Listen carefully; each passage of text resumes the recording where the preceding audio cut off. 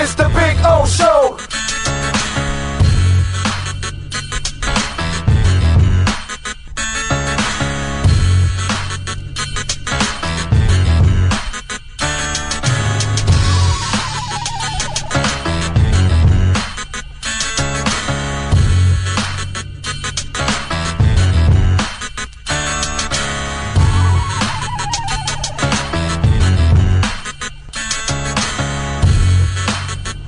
This is the Big O Show. This is the Big O Show. This is the Big O Show. This is... Oh, I think I know what this is. Houston, we have a package. Hello? No matter where you are, the Sloman Shield home security system guards your home. With next-gen perimeter protection, 24/7 monitoring, and interior motion sensing. And right now, get a free Sloman Shield security system and doorbell camera, all professionally installed, for free. Shield your world, the Sloman Shield.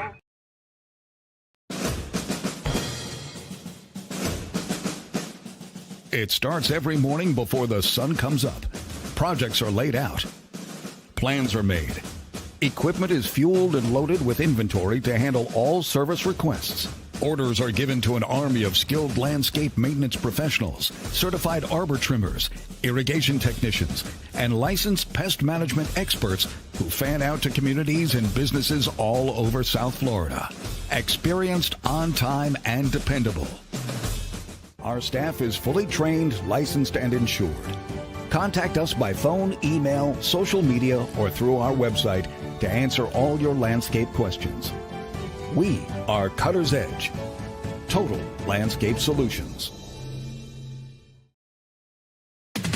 We're celebrating a new year with new savings at Toyota of Hollywood, the official #1 volume Toyota dealer. Save big on a 24 Corolla, not $24,000, $17,988. Buy with 0% financing, 0 down. We're bringing you deals that strike fast and hard at the #1 volume Toyota dealer, Toyota of Hollywood, on 441 between Hollywood Boulevard and Sheridan Street. Open till midnight.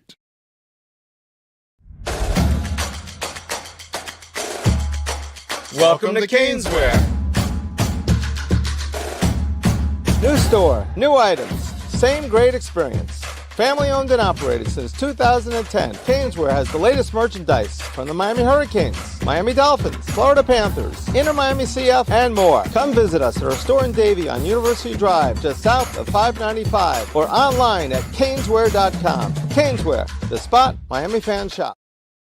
When it comes to selling your home, efficiency is the best way, the less stress way. That's why Asmani Garcia and the Omega Home Realty Group is who you want to call. Sell your home for just $990. That's right, $990. No 6% commission. Asmani and Omega are the exclusive program director for just $990 in South Florida. Get full service real estate services like pro photos, beautiful brochures, Zillow and Alex, Realtor.com and Homes.com listings. Call Asmani to find out more at 305-440-1990. Scan the QR code or visit just990.com to get started. Omega Home Realty Group and Asmani Garcia are ready to present your home to thousands of prospective buyers. Call 305-440-1990. Call Asmani Garcia and tell him Big O sent you. Hi, this is Jeff Welt from Welton Rayom. Dan and I have been in business together for over 22 years. We're not your typical lawyers. When Dan's not working in the office, he's flying his stunt plane. When I'm not in the office, I'm either getting tattooed, bowling, riding a motorcycle, or going to concerts. We might not be your typical attorneys, but we are aggressive attorneys, and we'll do whatever it takes to get you what you deserve. Consultations are always free. Call us anytime, 24/7. Welton Rayom can help. When it comes to your smile, confidence is so important. At Moody-S Dental, they provide the services to get your smile back. This family-run practice prides itself by offering the latest technology to give your family the best experience possible. Moody-S Dental has been in business for over 30 years with offices in Hialeah and Plantation. They accept most major dental insurances. They provide free new patient exams, 20% off select treatments. To qualify, please follow us on Instagram at moodys.dental. Moody-S Dental has been in business for over 30 years. To schedule an appointment in Hialeah, call 305-821-0231 and Plantation 954-692-6825. From Invisaligns, dental implants, same-day crowns, and the preventative care and preservation to get your smile back. Go to moodysdental.com to find out more and tell them Big O sent you. There's just one place where you could drive a new Acura ZDX for only $239 a month. The Customer Appreciation Sale at Acura of Pembroke Pines. Thank you for making us number one. If you're looking to take your home or business to the next level, then RM Contractors and Custom Drywall can assist you. RM specializes in new residential turnkey, new commercial turnkey, home and office remodeling. Call them for free estimates. Serving all of South Florida, licensed and insured. Call Ray or Mike, 305-345-3649. You work hard to create the perfect atmosphere. You dream it, we'll build it. RM Contractors and Custom Drywall, 305-345-3649 or Instagram at RMC Fisher Island. The viewpoint, statements, or beliefs expressed on the following program by the host, guests, or callers are not necessarily the opinions of FantasyAccess.com, Media Group Inc., ownership, management, sponsors, or website. When it comes to South Florida sports teams, very few in the media have witnessed, lived, and covered it like the Big O. Let's start the program dedicated to your favorite South Florida teams with a passion that's unmatched. The Big O Radio Show is on. Here's the Big O. All righty. Wait a minute. Feels like when I fell in the bathroom. It was dark. Didn't see I was passing out. I'm frozen or something? Is that what's going on? You're frozen on my end. I thought you were just looking at something, but apparently it looks like you're frozen there. Frozen? All right. Give me 30 seconds or something. Let me reset. Oh, I think I know what this is. Houston, we have a package. Hello? No matter where you are, the Sloman Shield home security system guards your home. With next-gen perimeter protection, 24/7 monitoring, and interior motion sensing. And right now, get a free Sloman Shield security system and doorbell camera, all professionally installed, for free. Shield your world, the Sloman Shield. For over 16 years, EJDconstruction.com has provided South Florida residents quality craftsmanship, accurate project management, and exceptional service. That's why EJDconstruction.com is an A-rated member of Angie's List and the Better Business Bureau. When you're looking for the right custom home builder for additions or home remodeling, please call my friend Eric at 305-433-4843. That's 305-433-4843 for EJDconstruction.com. When it comes to South Florida sports teams, very few in the media have witnessed, lived, and covered it like the Big O. Let's start the program dedicated to your favorite South Florida teams with a passion that's unmatched. The Big O Radio Show is on. Here's the Big O. All right, again, we're back. Yes, good morning. Good Tuesday morning. A blessed Tuesday morning. We are here. Every morning that we're here is a blessing. Welcome aboard. Last night wasn't a blessing to watch the Miami Heat. That was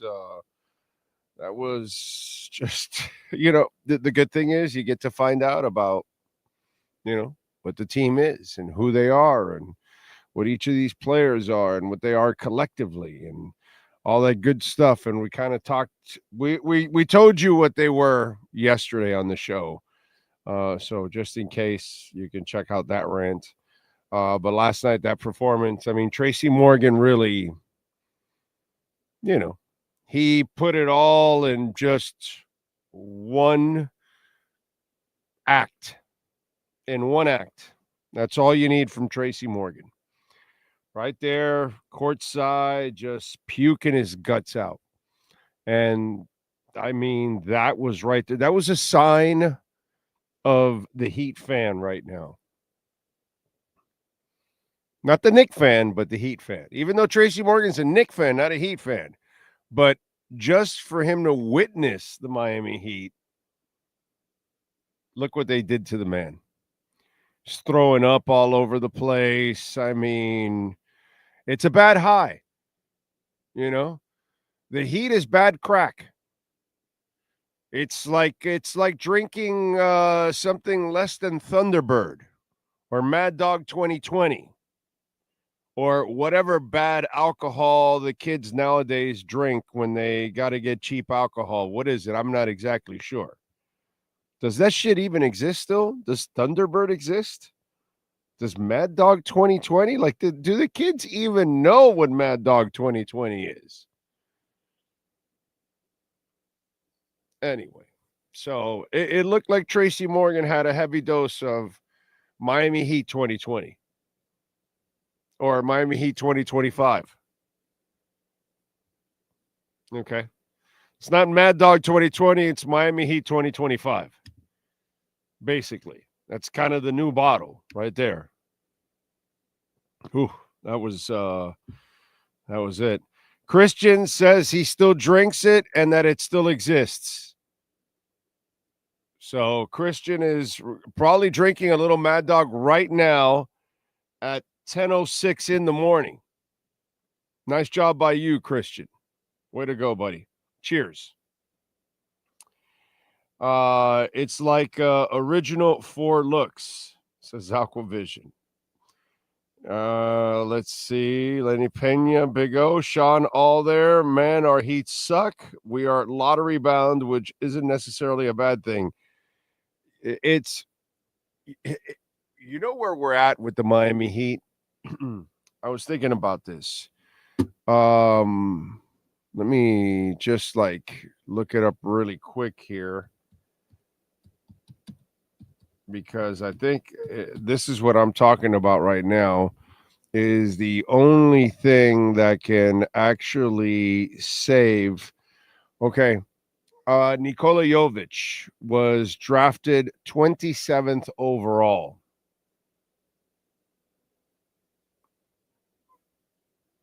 So, something like that, or what is it? Not Jovic. What is it? What's the name of the big doofus for not Jovic? It's what's his name, bro? It's Jokic. Okay, Jokic. There. Drafted, what was it? Where was it? Second round, I'm sorry, 41st. Okay. 41st. I knew it was somewhere late. It was even the second round, 41st. Shea Gildas Alexander, I'm pretty sure was not taken as early also, right? Where was he taken? 11th. Okay. Miami selected 13th twice, right? Isn't Tyler and Bam, I believe, both the 13th picks in the draft? So Shea Gildas was 11th. That's where the Miami Heat are at. They're not going to win a lottery, right, to end up with the number one pick. That the chances of that happening are slim to none, and none already, slim is already out the door. So you can forget about that. So you're going to be picking where you've been normally picking, somewhere in the past the 10s into the early teens and that kind of crap. Or second round or whatever it is. Whenever you do have picks over the next couple of years, because you've got to give up some picks, right? You still have 2 more commitments over the next 4 years. I believe that you lose 2 first-round picks in the next 4 years. The Miami Heat have to get lucky and find their Ginobili and their Parker, right? Where was Manu Ginobili taken? I believe Manu Ginobili was either a late first rounder or a second rounder, right? Let's see. 57th overall. Okay. That's where the Heat are at. The Heat are going to have to get lucky and find a star because they have none at all. It's nice to see that what's it called? Tim Legler has caught up to this radio show at least, because I'm not the basketball guy. I mean, I wouldn't, I'm the football guy, not the basketball guy. Right. But Tim Legler was quoted as saying yesterday, here, let me show you. Put the billboard down there of our friends at Subaru, where we're going to be tomorrow, by the way. We will be there tomorrow. But here you go. Here's Tim Legler. Nope. Okay. Unrealistic at this stage of Bam's career to expect another big jump. It is what it is. So, I put hashtag super role player, not a star. It took some of you a long time to figure this young man out, and some of you thought this dude was franchise material.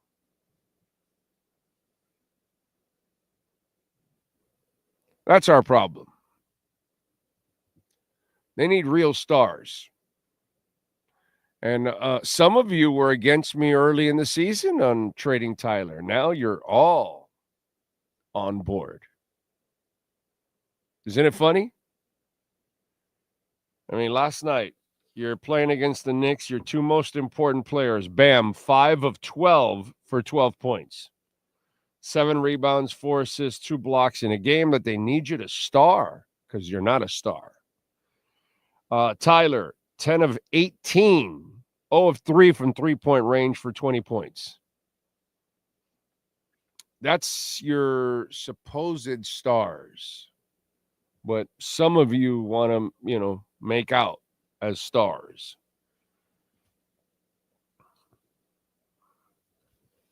That's our problem, man.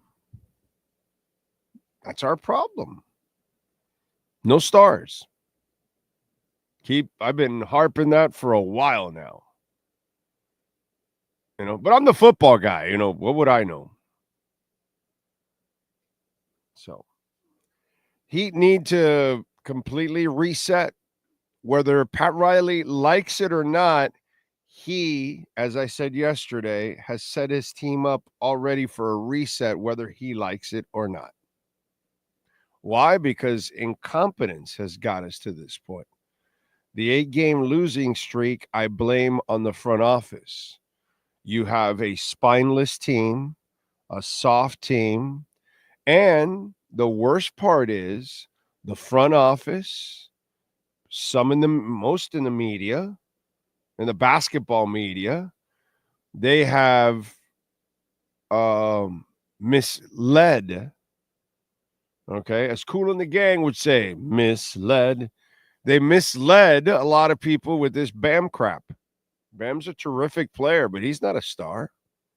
He's not a franchise player. And Tyler Hero's a complimentary shooter, is what he is. That's all he is. He doesn't defend.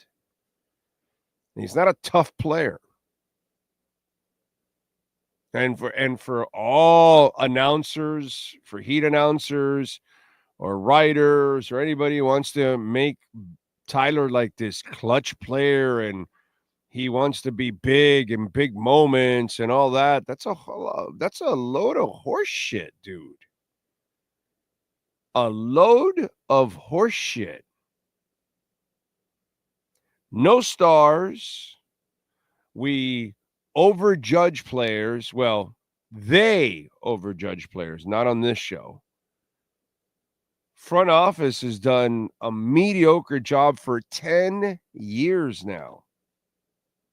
10 years. It's a decade of being mediocre. And it started right at the end of the big three when you're going to, LeBron, please stay. We got you Bob Granger and Shabazz Napier.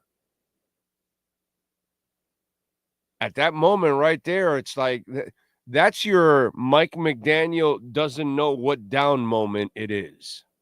You realize that, right? Riley going to LeBron, hey, stay. We got you Granger and Bob, and we got you Shabazz. Same thing. Same moment. Like, what the fuck? And this is what's going on here. And the front office has done a bad job of assessing their trades, their free agency, whether it's Kyle Lowry, whether it's giving Whiteside and Dion and all those misfits contracts. And you locked your team into 4 years and you tortured Spo with that. And now you're torturing Spo with a bunch of spineless players. And you've manufactured bullshit. This whole manufacturing thing of Bam and manufacturing Tyler, and they're not what you try to make them out to be. They're role players. In this franchise where you have real stars, those guys are role players. Bam's a super role player because he does everything so well, but he's not a star. And this is the argument I had for years with a bunch of you, including some of our media. And now they're all coming over here now. But last night is a culmination of the screw ups of the front office. Where you guys are developing nice role players. But they're not anchors.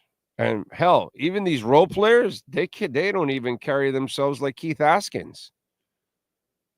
Keith Askins is a ruthless mother effer. He was going to come off the bench and he was going to be nasty. I don't see a lot of that off this team. I don't see a lot of nasty. You see Keith Askins, for you youngins out there, you see him with his little bow tie and his glasses, and that was a dog when he was out there. I remember a game where Dominique Wilkins was dominating in the first half, and they put Keith Askins on his ass in the second half. We're talking about Dominique Wilkins, and he completely slowed down Dominique Wilkins.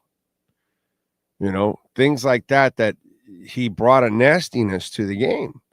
Wasn't going to carry you or anything, but he was a role player that could fill a need for a moment.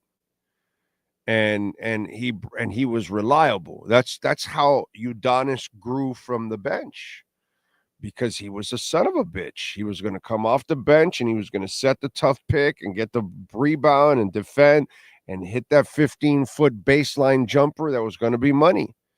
And so then you were going to give him not 8 minutes, you were going to give him 10, and then you were going to give him 15, and then he was going to become one of your key role players and a leader on the team, and so on and so forth. They're missing those kind of guys. They're missing the James Posies of the world. They're missing like toughness. It's just a bunch of nice guys, and they fold.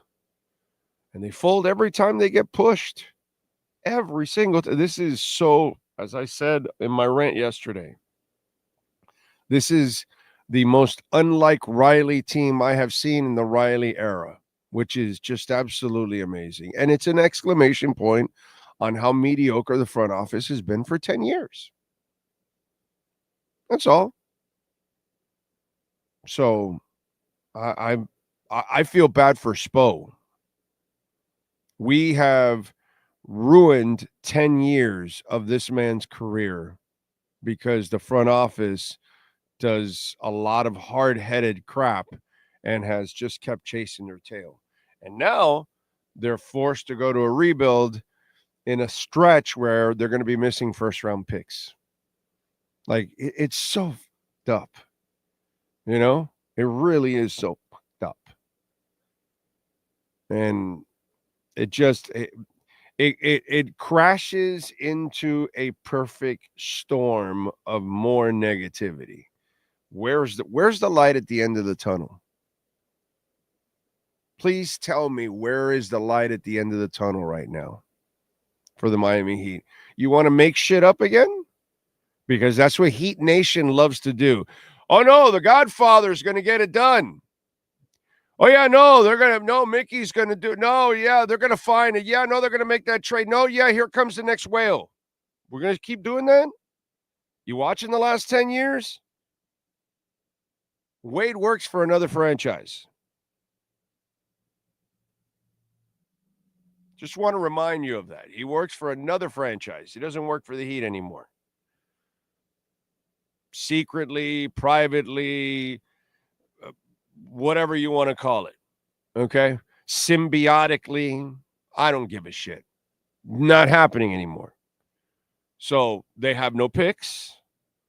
It's not like they got a bunch of cap space. They don't have a lot of sexiness to trade. So you tell me, you got an owner that is afraid of, going. He's not Moss. Moss will spend and Moss will do everything and push every rule to its max or break them like he has in the past. So he is a maniacal owner, Mickey's not that guy. They've never been like that. They're very calculated. When they spend, it's just a calculated thing, like almost like, oh, yeah, for sure we'll get returns with Shaq. Shaq and Wade, for sure. Yeah, let's do it. Oh, for sure. LeBron and Bot. Yeah, let's do it. But they're not really, if not, bargain bin. Let's go Dion, this, that, whatever. Oh, bargain bin. We only have Jimmy and nothing else. Yeah, you get to make lots of money that way. You only have to pay for one superstar.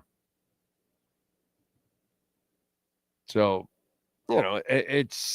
I'm not sure what you want to create in your eyes out there, Heat Nation. I get it. If you want to watch Heat-centric shows or just read Heat articles and be in that echo chamber, there's nothing right now on the horizon. The Heat need to crash badly is what they need. Because if you can't find your Jokic, if you can't find your Shea Gilgeous-Alexander, if you cannot find your Tony Parker, if you're not able to find a star late,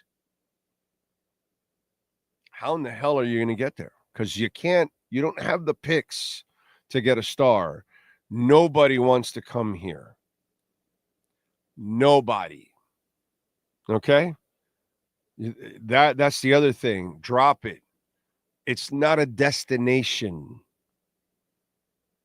Okay? The destination is made by you having the right team, and then they think it's sexy, and they come because they're going to win. It's you're giving them the money. You have the picks to acquire the star. This is the reality of it. Nobody's giving you a hometown discount. Nobody's dying to come to play for the Heat. Nobody is falling for the Pat Riley rings on the table thing. All of those myths, all of those stories, they don't exist. They're lies. And if you want, just check the last 10 years. The only reason you got a star is because Dwayne Wade convinced the guy. If it wasn't for Dwayne Wade, you don't even get Jimmy Butler. So the last time that Riley brought a star was Shaq, and that was a disgruntled 400-pound Shaq with a bad toe that was getting kicked out of L.A., and that situation was going to be tough wherever he went because how many people could handle that? At that moment, Riley was able to handle it for a very short window, and then it all broke. Then, And from there, pretty much the whole thing with players continued for Riley. It's hard. And he had a bad ending with Shaq and a bad ending with LeBron and a bad ending with Butler. And it's just kind of, his way or the highway and all that kind of stuff. It's gone. So the only way that they're able to reconstruct is if they find a young star that they can mold the Heat way, and then he grows up like Wade in the Heat way, and you're able to build a foundation around it. But if not, I don't know how you get out of this. Because I'm watching that last night, and it's like this is a franchise that badly needs to get lucky. Okay? Like badly. They need to strike gold with some kind of a late pick. Somebody that none of us saw coming. And then all of a sudden you get yourself, because that's the only luck. They don't have the skill. And not only that, when they had the ammunition, they didn't have the skill. Now that they have proven lately that they don't have the skill to find the star anymore, okay, they don't even have the ammunition anymore. And they don't even have a team that people want to come to play with. That's the reality. No stars looking at this Heat squad going, "Oh yeah, no, I'm the guy that put that team over the top." Nobody's looking at that.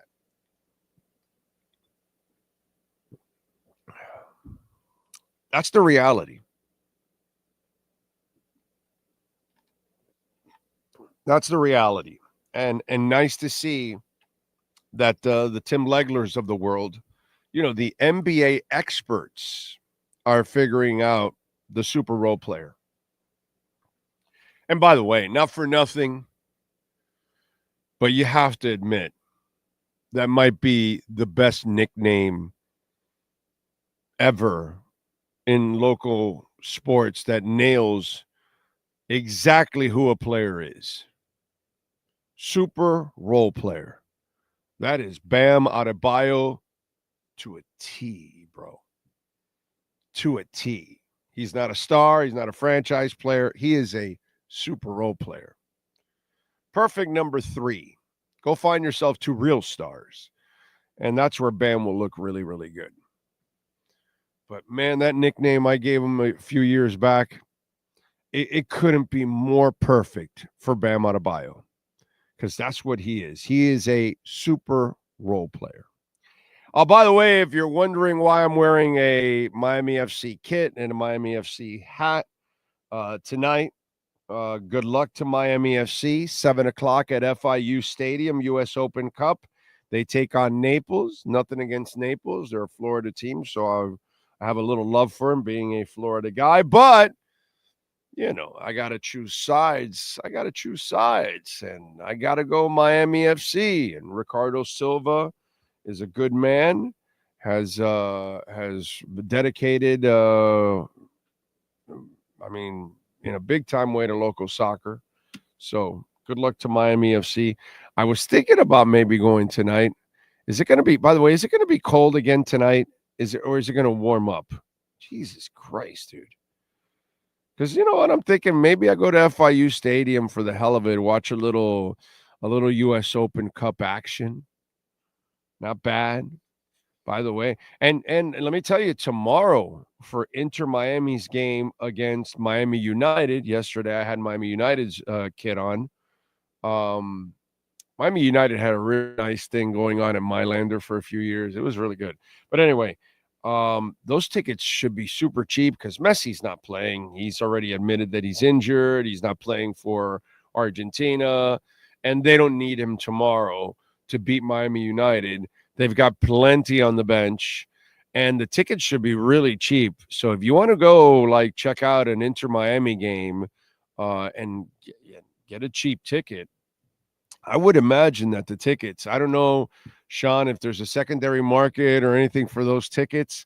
I wonder how cheap they are for Inter Miami tomorrow, but you should be able to get a pretty cheap ticket for the U.S. Open Cup. What do you got for me? What's the weather like, weatherman? What's your Doppler say? It looks like it's going to get back down into the 60s tonight. I don't know. That's not cold to me. So, okay, yeah, no, well, you're a freaking polar bear, Jesus. And then also one correction. Yes, to what you said. We're at Toyota of Hollywood tomorrow. We're at Subaru next Wednesday. Oh, that's right. My bad. That's right. Tomorrow we're at Toyota of Hollywood. Next Wednesday we're at Subaru of Pembroke Pines. You are correct. My bad. Tomorrow Toyota of Hollywood. Yes. Look forward to Herbie, and Herbie very kind to accommodate us because we were supposed to be there last Wednesday. And I told Herbie about the concussion and all that I was in the hospital. And so he was obviously more than accommodating. He is absolutely awesome. I sent Herbie this video the other day about this Toyota that's coming out that is just absolutely nasty, bro. Wow. It's beautiful. Beautiful, beautiful, beautiful. Anyway, let's see. What do we have? Big O today continues in the topic. You should base the Heat, Dolphins, Panthers, and Inter Miami as a business. Like you run your channel like a business, no matter the amount of money you own. Brother, we just talk about what's going on locally. You know what I mean? And all the way through all different sports, you know. So I'll remind people tonight that there's a U.S. Open Cup game. You know, most people won't even know that Miami FC is playing a U.S. Open Cup game. So we'll do that, you know, little things like that. And U.S. Open Cup game tomorrow. Besides the Heat game, we don't have Panthers till Thursday. So, you know, that's kind of the way I do it. Now, does it dominate? No. Dolphins will dominate, and the Heat and the Canes. Those are the three things that usually are going to dominate conversations at the appropriate times. That's just kind of the way it goes. All right, let's talk a little Dolphins football with the one and only David Furones in our Welt and Rayom Miami Dolphins report. All rise, football fans, as the Welt and Rayom Miami Dolphins report with David Furones is in session. Welton Rayom has more than 62 years of litigation experience handling insurance disputes. They are committed to resolving even the toughest insurance claims quickly. Call them for a free consultation. 954-966-4646. Here's Miami Dolphins Insider David Furones. All righty. How you feeling, my brother? You feeling good? Uh-oh. It's the delay again? Feeling good. Getting on all this free agency. And are we seeing a little bit of a delay? It always starts off like this, and then we get it right after a couple minutes. What is going on in your house, bro? What part of the world are you in? What is going on? Why is your internet delayed, man? That is weird. Like you're the only one that has this like delay, like we're talking to freaking Cuba when I was like 10.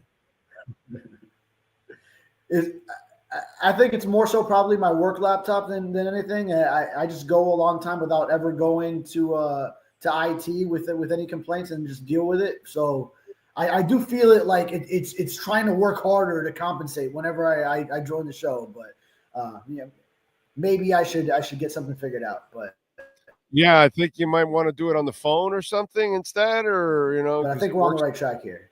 We're getting it together. Yeah, well, it seems like we're overlapping. But anyway, all right.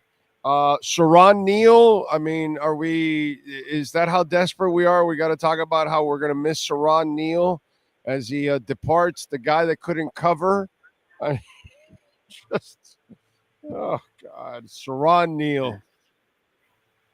Well, I mean, as much as he's not known for a true cover corner and his defensive reps, he is a special teams ace. He's got prowess in that area of his game. So that's a bit of a hit, I feel, in that third unit of the game, third phase of the game.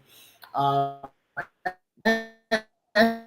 this is just the point of free agency that we're in. We already passed the first wave of it where the Dolphins seem to have made their big moves. Maybe they're still holding out for one bigger acquisition especially since they didn't use that Joey Bosa money that they were at least willing to offer him, and probably are waiting on some other offers at different positions. But now we're addressing the special teams. They brought in Craig Ackerman's former punter with the Tennessee Titans and Ryan Stonehouse, and still keeping Jake Bailey on the roster. So it seems like that is going to be some competition there, and then one of them will get cut later on. And then now, your gunner, Saran Neal, you lose him. Maybe Artie Burns, who also is coming in, the former Miami Hurricanes cornerback, can do some of that. He does have some special teams reps in his background in the NFL as well, and can run, can get down the field. So maybe they're counting on him to fill that role. But I remember talking to him at Dolphins Cancer Challenge, Saran Neal, and it seemed like he wanted to be back. So might be an issue of Ackerman not really wanting him to be back. Although Neal, back at that event, did say that he had some conversations with him and they went well, and how he had been talking up how difficult it was to game plan against him. So you would have thought he probably would have wanted him on his special teams unit, but alas, here we are. Yeah. Well, I said it yesterday. I mean, once you get Artie Burns, I think you've won the Super Bowl for the next 3 years. So really the other 31 teams should quit right now as it is. Once the Dolphins sign Artie Burns, it was over, my brother. That's it. It's just, that's going to put them right over the top. You know what I'm saying? Well, why are you giving the local boy a hard time? Miami Northwestern, Miami Hurricane, and obviously he has had some struggles. Think about this. We're talking Artie Burns, Saran Neal, and a punter. I mean, really, we're hurting. We're hurting. And let's be honest. They wanted to spend the Joey Bosa money. Well, see, even Joey Bosa doesn't look at his hometown team like a sexy place anymore. It might be a sexy place to come hang out, but the team itself, since you got hot seat situations here, I think that's hurting the Miami Dolphins in this process in free agency. Your thoughts? Yeah. Well, I mean, he also spurned his brother in San Francisco, Santa Clara. He didn't meet up with Nick Bosa either. So he didn't do either. Hold on. That's a terrible, terrible example. What the fuck are they doing in San Francisco, bro? Why would you go there? They're dumping everybody in San Francisco. Why would you go there? All of a sudden, you're taking all the stuff away from a quarterback that isn't like Josh Allen or something that you're going to put more weight on him to carry you. No, this is a process. You need to surround him with weapons. You're taking stuff away from him. He's losing linemen. He's losing weapons offensively. If I'm Bosa, why would I want to go join my brother in a place that's dismantling because he could pay the quarterback to pay everybody else? And all of a sudden now you're seeing guys absolutely disappear. It's going to put a lot more pressure on Cody, and that's really not who he is. You know what I'm saying? So if I'm Bosa, Miami isn't sexy. San Fran is no longer sexy. So he went somewhere where he thought it was sexier than either one. I mean, kind of that's what happened. San Fran's not sexy. I mean, with the Bills, you have. Yeah, no. And I think you have two franchises in the 49ers and the Dolphins that are sort of in a similar place a couple years apart where, now the 49ers, they're going to have to be paying Brock Purdy, and then you can't go and keep all those same big money players that you did. And the Dolphins have run into that with all the apocalypse that's going on where now you give two of the big contract and it's going to be really tough down the road. So, when you're paying your quarterback big money and he gives you the productivity of a Josh Allen, of a Lamar Jackson, of a Joe Burrow, of a Patrick Mahomes, when you're up there in that category of a true franchise quarterback, then it makes things a lot more efficient with the spending at the top. Lamar Jackson is not in their class. Lamar Jackson never does it in a different way. He just runs. He doesn't. In the key moments in the playoffs, he shits his pants and never does anything with his arm. All he can do is run. I don't put Lamar ever in Josh Allen or Mahomes' class. I don't know why people keep doing that when he constantly proves that if you take the run away from him, he never beats you with the arm. So I'm, at least Josh Allen, I give him credit. He can make plays with his arm. Okay, but I don't know why we keep doing that with Lamar. He doesn't deserve to be in that position with those guys.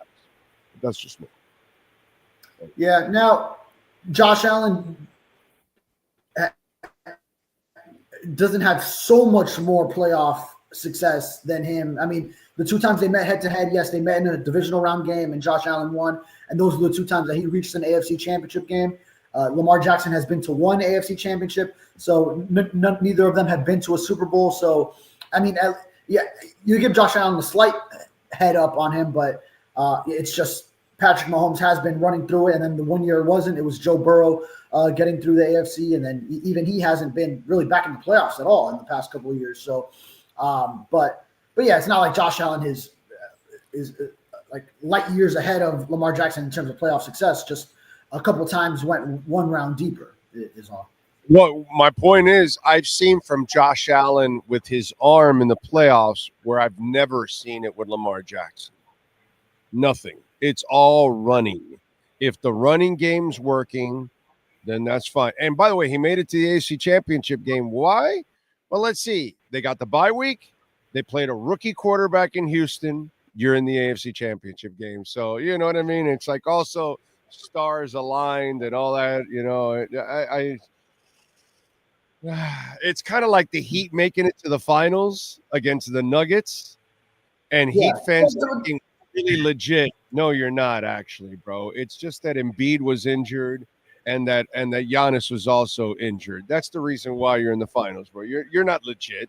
And why? You made it a couple years? Oh, yeah, that was the bubble, bro. Stop. Relax, Heat fan. Relax. You're not that legit. You know what I mean? And that's kind of, relax, Lamar Jackson. You're really not that legit. It's kind of the same thing. I mean, they did have to beat the Boston Celtics in that Eastern Conference Finals. So actually, both of those Eastern Conference Finals, too. But yeah, well, and I mean, even with Lamar Jackson, though, look, this last one, if Mark Andrews doesn't drop that ball, which some people have criticized Lamar Jackson's placement, which I think is incredible nitpicking. No, I mean, anyone just throws that. That was on Andrews. All on Andrews. Yes. Yeah. All of it. And then the year before. Yeah, but the interception is what you got to talk about, not the Mark Andrews that pass. There's that to it. Mm-hmm. That's where the key moments is where he shits his pants. Was the Andrews slightly underthrown? Yeah, but who gives a shit? If you're a catcher, you got to catch that ball, bro. You got to catch that ball. Every pass isn't going to be perfect. It might be a little low, it might be a little high, it might be a little wide, but if you can put your hands on it, I'm laying the blame on you from there on out. And that was all Andrews, dude. Absolutely. Nothing on Lamar. Yes. Okay? Yeah. And I'm not the biggest Lamar believer either, but I got Lamar's back on that. That was all Andrews. Yeah. So there's that play, and then Zay Flowers fumbling at the 1 yard line. There's that too the year before. Yeah, I mean, and not all on him, but yes, but he has his share of mistakes as well. Bro, the year before he throws an interception into three guys in the end zone. He threw an interception that was like, oh my, not the one this year, the one last year that he threw that it was like, oh my God, what are you doing? So, he and this happens to him in playoffs all the time. All you got to do is take the run away from the kid, and he'll never beat you from the pocket. He can't, because he can't pass consistently. That's his problem. He's inaccurate. He's erratic, and that's his problem. For me, I don't put Lamar ever in that position. But getting back to the Dolphins, their problems right now are they're in a tough cap situation, and they are in a situation where they're hot seat. And I don't think a lot of people look at this situation as a very sexy destination. And And I think it makes it that much harder for them. In fact, if they really want good players, they're going to have to like overpay by a ridiculous amount in order to get them there. And then that puts them in an even bigger cap difficulty. You know what I'm saying? Yeah, one thing was I saw yesterday Azeez Ojulari going to the Eagles for 1 year, $4 million, and thinking, oh, I mean, that's something probably the Dolphins should have gone for. Now, you're probably not getting him at the same price that the Eagles got him for. You probably have to pay up at least, I don't know, what would it be, another $500,000? I don't know if it would be another $4 million to get him over here. Miami is still a nice place to play with warm weather and state-of-the-art facilities. But you're not going to win. Yeah. You're not going to win. That's the key. Yeah, you know that we're talking about the difference between going to the Super Bowl champions and getting to play against your former team, the Giants, the same way Saquon Barkley did twice a year, and all these other different factors. Which he would have been a really nice add to complete that edge rushing group, especially if you figure you get Bradley Chubb and Jalen Phillips back and pair them with Chop Robinson and maybe some development for Mohamed Kamara, and that would be a really nice group. Maybe Emmanuel Ogbah is also coming back. I know the Dolphins have an offer out to him and trying to get the two sides to meet there to see if they can bring him back. But yeah, I mean, and now we're seeing the point with the Dolphins where it's not like it's sort of like in college football recruiting when a program hires a new coach and it's like, okay, now they're always going to have this honeymoon period of the recruits are going to go over there, to see what's what, to see what can develop out of this program with this new coach. And once it goes a couple of years, 3 years, where those results aren't there, then the recruiting classes start to take a hit. Well, one, because, they've got the recruiting classes from the previous seasons, but then it's just, okay, we're not seeing the results yet. The results haven't still shown themselves after 3 seasons. And then, okay, it's not as sexy a destination to just go out of because of that mystery of what could be. It's kind of like now you see what it is, and then it's just not as appealing to those. And also just the cap situation. The Dolphins weren't in a huge beneficial place to just be throwing out money this year. So it was kind of what was expected. You make a move for one of the guards in free agency to be one of your starters. You get some safeties. You try to find a good price point, be economical with these decisions, and find your backup quarterback. And then after that, it's just some roster filling and leave yourself open a little bit to fill some holes through the draft, which is going to be a best player available type of draft, but still finding some starters that can contribute right away with these 10 picks that you have in late April. Clearly, at least my opinion, I think a lot of other people, the team was more than talented enough. Instead of winning 8 games, they probably should have won 3, 4, 5 more games. Would you disagree with that? No, absolutely. Yeah. Better coaching, not talent. The talent was there. Whether Tua got injured or not. Whether Tua got injured or not, the same scenario. Tua injured, the same team right there. A better coach probably has a better backup quarterback prepared, right? A better coach wins either 3, 4, 5 more games, right? Because if you looked at the team last year with the talent it had, right? Mike McDaniel should have won more games than 8, correct? On your opinion, he should have won what? How many games? Even considering the situation. How many? Instead of 8, how many should he have won? At least 3 more, because I definitely look at the Tennessee game at home, Arizona game at home, and then the Jets finale. Whether you're playing, if you win those others, you're playing for something. But then, Indy? How about Indy? Either way, you got to keep the team together to finish line. So yeah. So easily, and Indy as well. Yeah. So 3-4 right there. Yeah. So easily, the Dolphins should have won 11, 12, or 13 games last year with the talent they had. The front office gave them enough talent to win 11, 12, or 13 games. Follow me here. Mike McDaniel has underachieved every single year he's been here. I can argue he should have won 1 to more games every single year that he's been here. And in the first year, he didn't even know the down in a playoff game. In the most crucial moment, he had no idea what down it was. Follow me on this. So next year, this coming season, there is no way the front office can rebuild the team and retool it to be better than it was last year. Correct? Right? Do you think that the team this coming season, unless you have the draft of all drafts, and it's really hard to put pressure on young kids, that if you get 2 or 3 starters out of that draft, that's a really good deal. But let's just say, you don't have this great draft. You have like an average draft. Will the team be better this year than it was last year, talent-wise? It's going to be tough. Yeah. Okay, they can have a great draft and find some gems, but I would say more likely not. Right. 60-40. 60-40, I'll put it. Yeah. More. I like that. I love that. I love that answer. 60-40. More likely than not, you're not going to be better.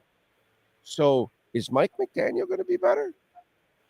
Is he going to be able to overcome a lesser team when you're going to need a much better coach?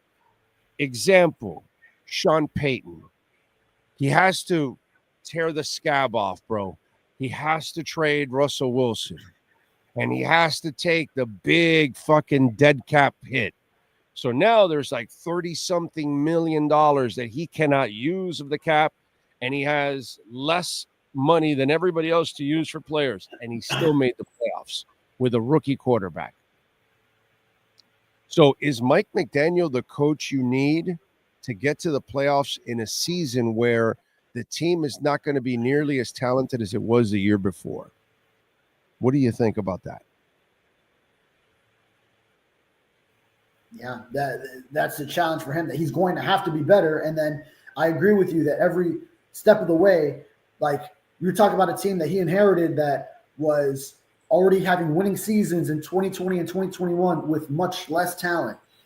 You can't hide from this. And then 2022, you have a 5-game losing streak at the end of the year where, first you thought everything was going great. And yeah, Tua missed some games, this and that. But then you still have a 5-game losing streak at the end of the year. Have to muscle out an 11-6 win against the Jets just to get into the playoffs at 9-8 as a 7 seed.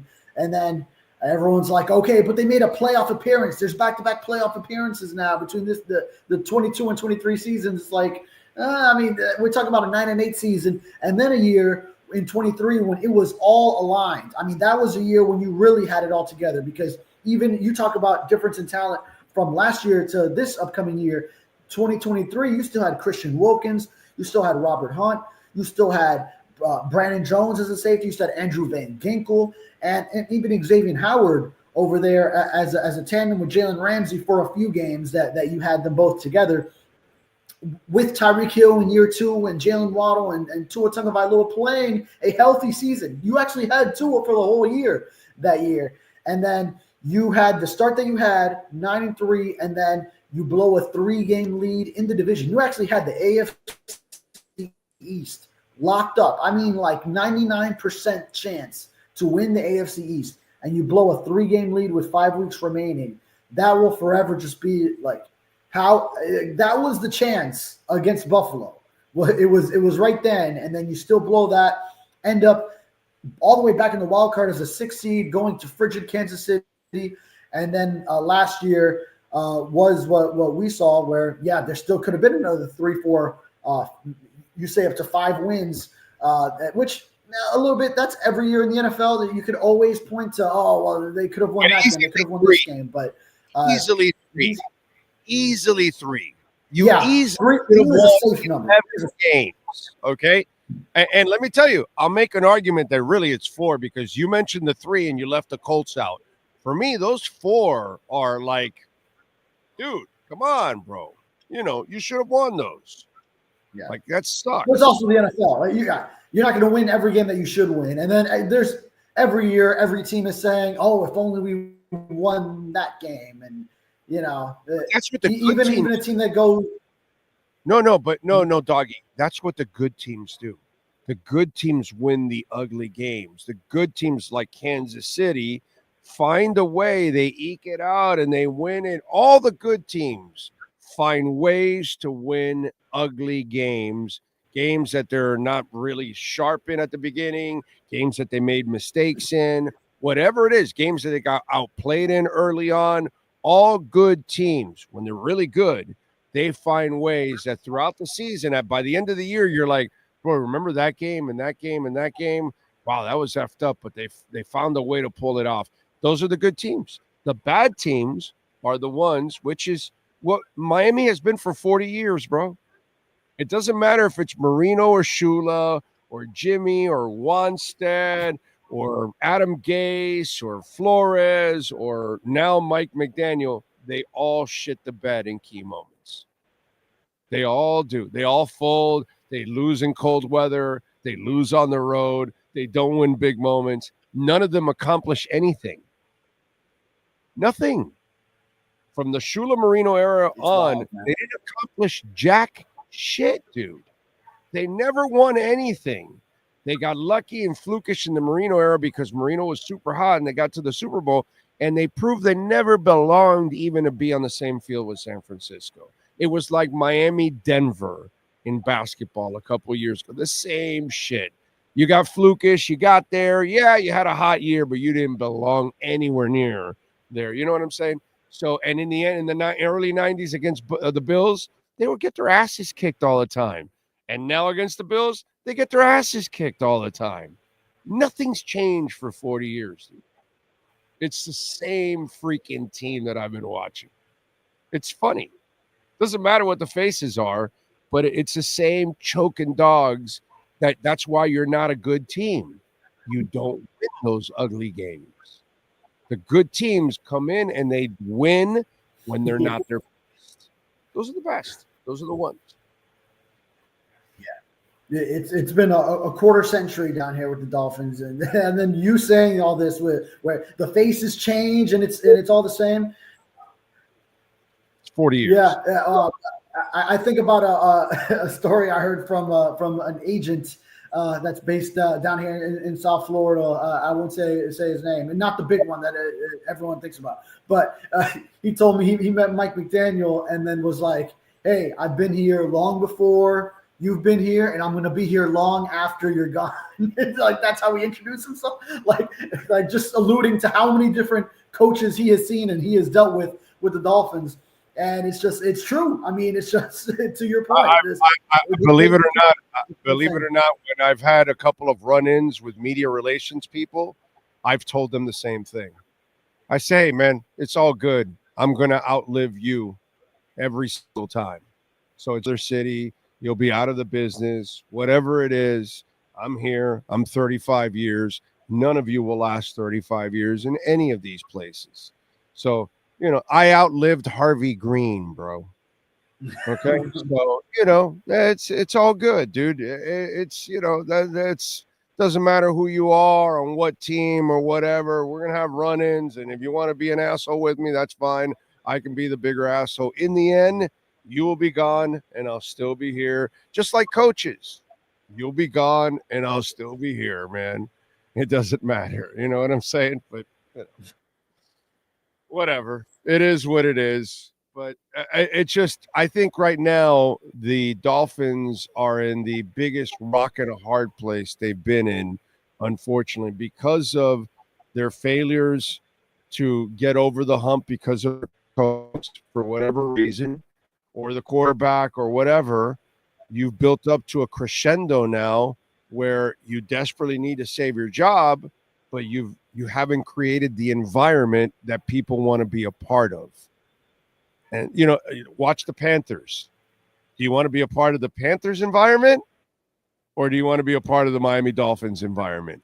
Well, everybody wants to be traded to the Panthers, come to the Panthers, take less money for the Panthers. All their stars took a little less money to stay there. Why? Because the environment is really about winning. And unfortunately, these guys haven't created it. And I think the environment that they've created over the years is now not conducive to saving their jobs this year. Would you agree or disagree with that?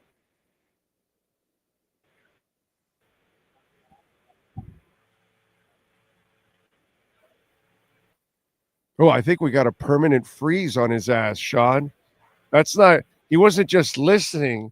This is like a perma freeze we got from his ass. I thought he was in deep thought for him. There we go. Oh, now it started moving. Okay. Are you alive? Are we talking to AI? What is this?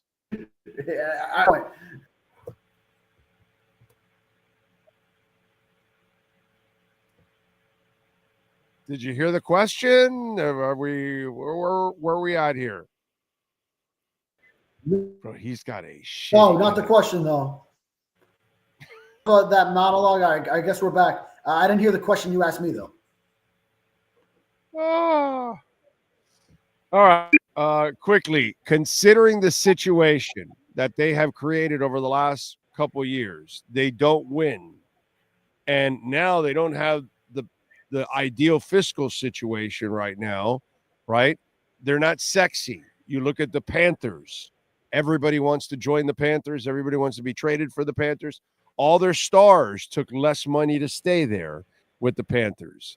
It's a different environment with Miami. Have they created an environment that is not conducive to saving their jobs? Yeah, no, I mean, you got to look at it and say the answer would lean no. I mean, and yes, we hear all the things about the NFLPA rankings and that the Dolphins are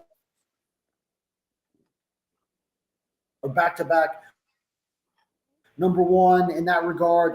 And it admitted that even Ross has built as far as making it appealing to players. But as far as just the product on the field and then the winning is not there despite how talented of a roster has been built, then no, you got to look at that. And then you also look at why is it that you have what we thought was a great locker room with a bunch of great guys, but then it's like Calais Campbell had so many guys already in this locker room.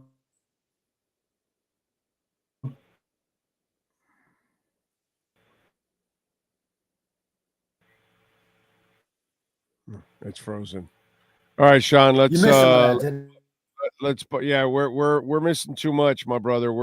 We got to bump it, unfortunately. We got to either do it on the phone the next time around, bro, because it's kind of ruined the entire interview, to be quite honest. It's been all choppy here towards the stretch. All right, that was David Furones, Welt and Rayom, Jeff Welt and Daniel Rayom, 954-966-4646, bankruptcy, homeowner property damage, condo damage, criminal defense, personal injury, business owner claims, commercial litigation. And what I love about these guys is that they're just like us, man. Well, Jeff is like us. Daniel's a little different. He's a stunt pilot. So he's, so when he walks into a courtroom, unlike the Dolphins or Lamar Jackson that can't perform in the playoffs, see, he's a stunt pilot. So when he walks into a courtroom, it's like, this is cake. This is nothing. I can do loops and all kinds of stuff and crazy stuff and make Orlando dry heave up there and get him dizzy and all that.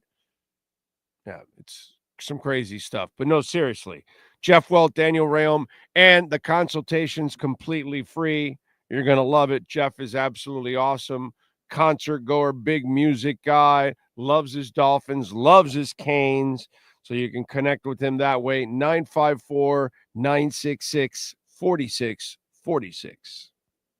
This has been another session of the Welton Rayom Miami Dolphins Report with David Furones. At Welton Rayom, they don't get paid unless you win. They handle complex personal injury claims caused by the fault of another in both state and federal courts. They handle auto, trucking, motorcycle slip and fall, and bicycle accidents. Call 954-966-4646. Welton Rayom can help. right. Thank you all out there as always. Oh, man. All right. What do we got here? Don't forget, you can make a donation, Cash App or Venmo at Cash Big O Show. That is Cash Big O Show, Cash App or Venmo. And you can make a Bitcoin or Ethereum donation, which we always appreciate that. Ocala Joe, thank you, sir. He says, happy anniversary. Get well soon. Thank you. Thank you. Today is the wife and I's 31st wedding anniversary. So 31 years that woman has put up with me, and thank you, Ocala Joe. Appreciate you, sir, for the donation on Cash App. Remember, Cash App or Venmo, you can use the QR codes that Sean Stanley will show you there. You can also use PayPal, too, to make a donation to the show, and you can send your questions, comments, insults, all kinds of good stuff. We always appreciate that. What do we got on the chat board? Let me look around. Let's see. Let's see. I just Googled Lamar's better stats than Josh Allen. Stats don't mean shit to me, Breezy. As I text back to you, as Jimmy Johnson would put, stats are for losers. Watch the game. Watch the clutch moments. Watch him pee in his pants. Can't pass. Can't pass. If he can't run, he can't win. That's who Lamar Jackson is. Anyway, he's an elite runner. That's for sure. Jose Carson, it's funny that we got Zach Wilson. I watched a video from Big O about Wilson and how South Beach Cougars are in danger. Yes, the Plastic Valley in Boca. The ladies from the Plastic Valley in Boca are super pumped for Zach Wilson. So, let's see. Fire everyone and rebuild. Let Tua go somewhere else and win a ring.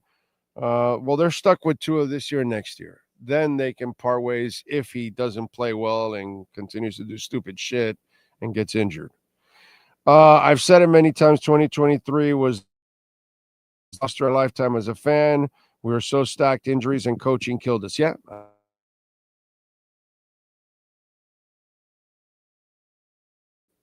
Those are the facts. You know, are we back live again? Because I see myself moving here, but not on the tube. Yeah. Okay. You're good on my we end. are. You're good on Okay, we're back moving on the tube here. I see it. It's just a little delayed. That's all. By the time it gets to the tube. But yeah. It's just, unfortunately, man, what's going to cost the front office is the coaching. They never hired the right coach. Talent-wise, last year they should have done way better. Way better. So, but you got to hire the right coach too, along with the talent. And that's where I can defend the front office last year. I cannot defend Mike McDaniel. I wasn't defending Mike McDaniel after the second year, as you all know, and kind of told you that last year would become the hot seat year. And here we are. Told you last year would put him right on the hot seat. And here we are. I've seen this movie so many times. When the coach doesn't have it, you can see it. And he doesn't have it. And they had their window, and they didn't make the best of it. And last year was the year to not just get to the playoffs, but win a playoff game. And the stars didn't align. You didn't get it done. And now it puts everybody in a hot seat. And now we're talking about a rebuild, which I'm not looking forward to, bro. You know, a rebuild for what? Where's it going to lead us? Another one? It's just like you just get tired of building yourself up for the next rebuild. Oh, Jimmy Johnson, we're going to be special. And then we get Wanstead, and then we get Parcells, and then we get Adam Gase, and, it just – and there's a Philbin in there, and there's a Cam Cameron, and there's, it's just whatever, man. Just it wears you out. It wears you out.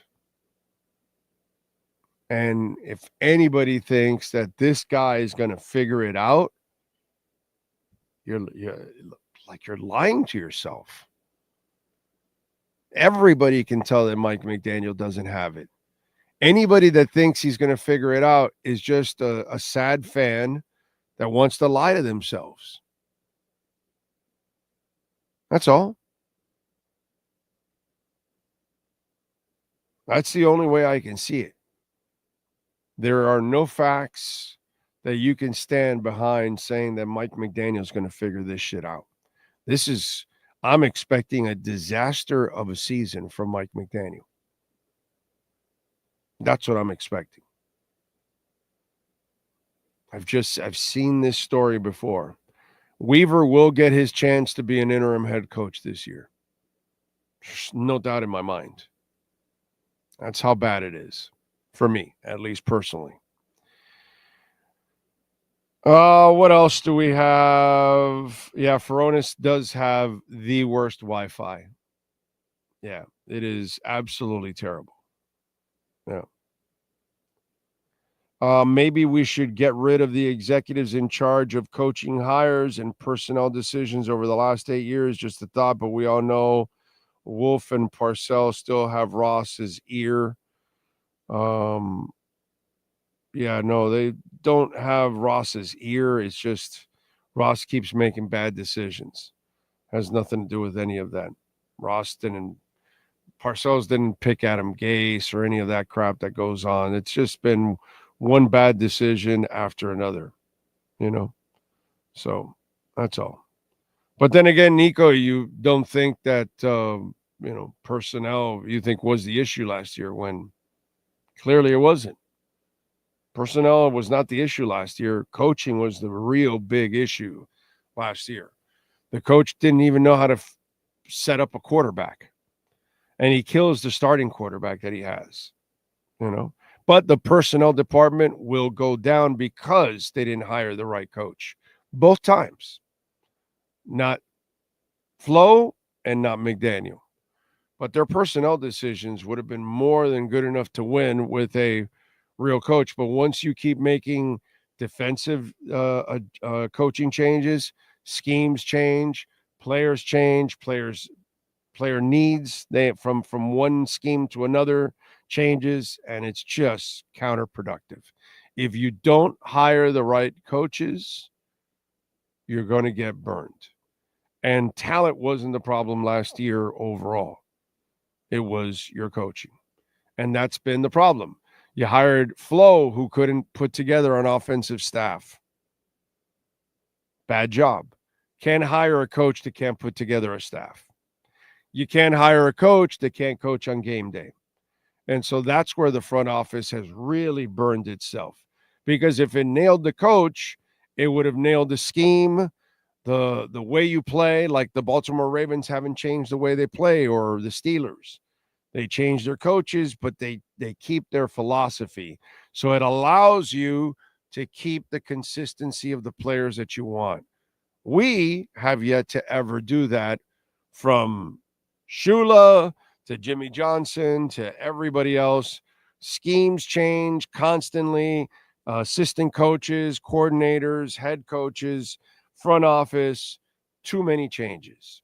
And if you don't find a way of playing the game and say, okay, we're going to be the Green Bay Packers, and this is how we're going to run our offense, and we're going to have a transition from one QB to another, and it's going to be seamless. It's because you know who you are as the Ravens, even though it's harder to win without a passer, but they stick to their guns. They stick to their guns in Buffalo. They nailed the coach. They haven't won it, but at least they have a philosophy set in place, and they know the kind of players they need from year in and year out. The Dolphins have never figured that out. And it's pretty simple. And Shula couldn't figure it out.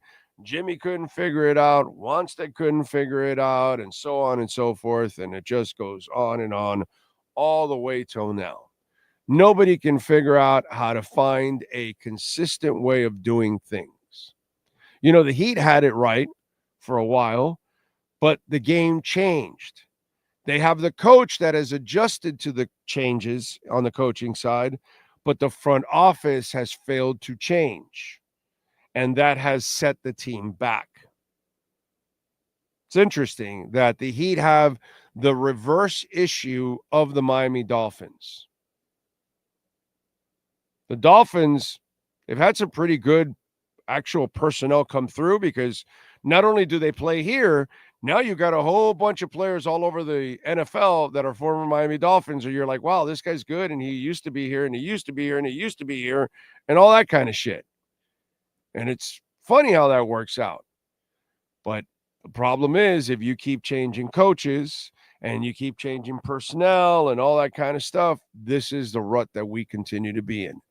So until you find somebody that can establish one culture, one way, and then stick with it and develop it, we're going to be chasing our tails the entire time. But last year, I would blame it all on Mike McDaniel when that team easily should have won 11, 12, or 13 games. And if they do win 11, 12, or 13 games, I don't think most people complain. I think most people can live with it. But you win 8, that's when people are going to complain. So, Mackenzie leaving tells me he wasn't in on McDaniel. No, you read it completely wrong. I already talked about it yesterday. Mackenzie leaving, he went back home. He's an older man. He's on the back end of his career. And he looked at this place and said, they're not winning. I'm going to go home. I'm going to go back to Nashville. I'm going to go to my hometown state, and I'm going to retire there as a consultant with Tennessee. They're not winning, but they need a consultant, and I keep a job, and I'm out of here. That's what happened, my brother. Had nothing to do with McDaniel or any of that bullshit or whatever.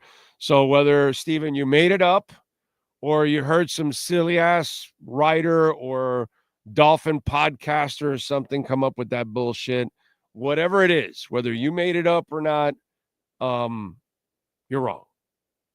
Okay? Or wherever you heard it from, they're full of shit. So either you're full of shit or they're full of shit. But either way, you're all wrong. Okay?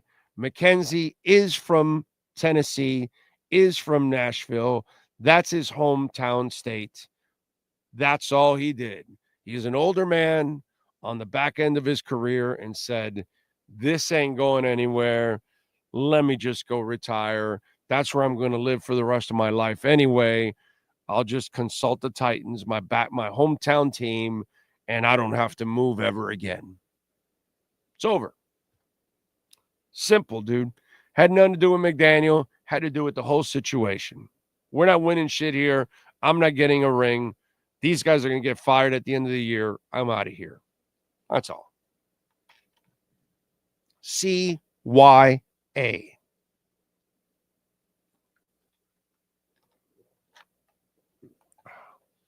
Cover your ass. Get a job. Reggie McKenzie is the guy. Reggie McKenzie is your friend. Reggie McKenzie is your brother. Reggie McKenzie is your father, your uncle, somebody you know, somebody you love, somebody you're acquainted with, someone that's a coworker.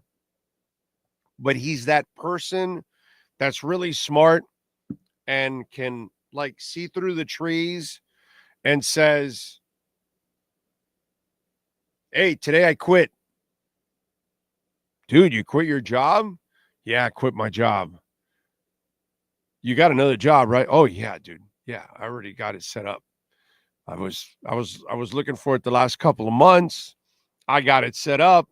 They know I'm leaving this job and I'm going to start right away and all of that. And it, you know, I'm set to go. You know that dude, that woman that like forecast shit? knows that the business is going awry. Yeah, I'm going to go here. You know that person? Oh, that not liking how this career is going. Yeah, I'm going to switch, but they don't like quit and then they have no job. No, that's a stupid person. The smart person is the one that already is planning and has the next job.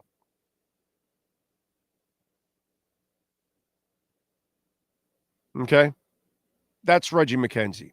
He knew the shit was going to hit the fan at the end of this year. And he said, let me go to Tennessee. That's it. Reggie McKenzie is a smart dude. He read the room. He knew exactly what was going on. So, Steven, it had nothing to do with any of that. Just had to do with a guy that said, this is over. And before I get fired, let me go to Tennessee and take a consulting job and retire. And just relax and consult, no pressure. That's all. So, let's see what else. Over and under on the number of we hear McDaniel say. Don't worry, I don't know, but it'll be a lot of them, and Sean will never have to do that again. That was one-time thing, and one of you won, and you got a wardrobe. A decent head coach would flow as DC and McCoaching. Yeah, I know, but hypotheticals and all that's what our world is for 40 years. Hypotheticals. All my life, they've not been able to figure it out. That's right, Chad. You are correct. Yeah. Let's see. Best week of Miami is next Miami Music Week.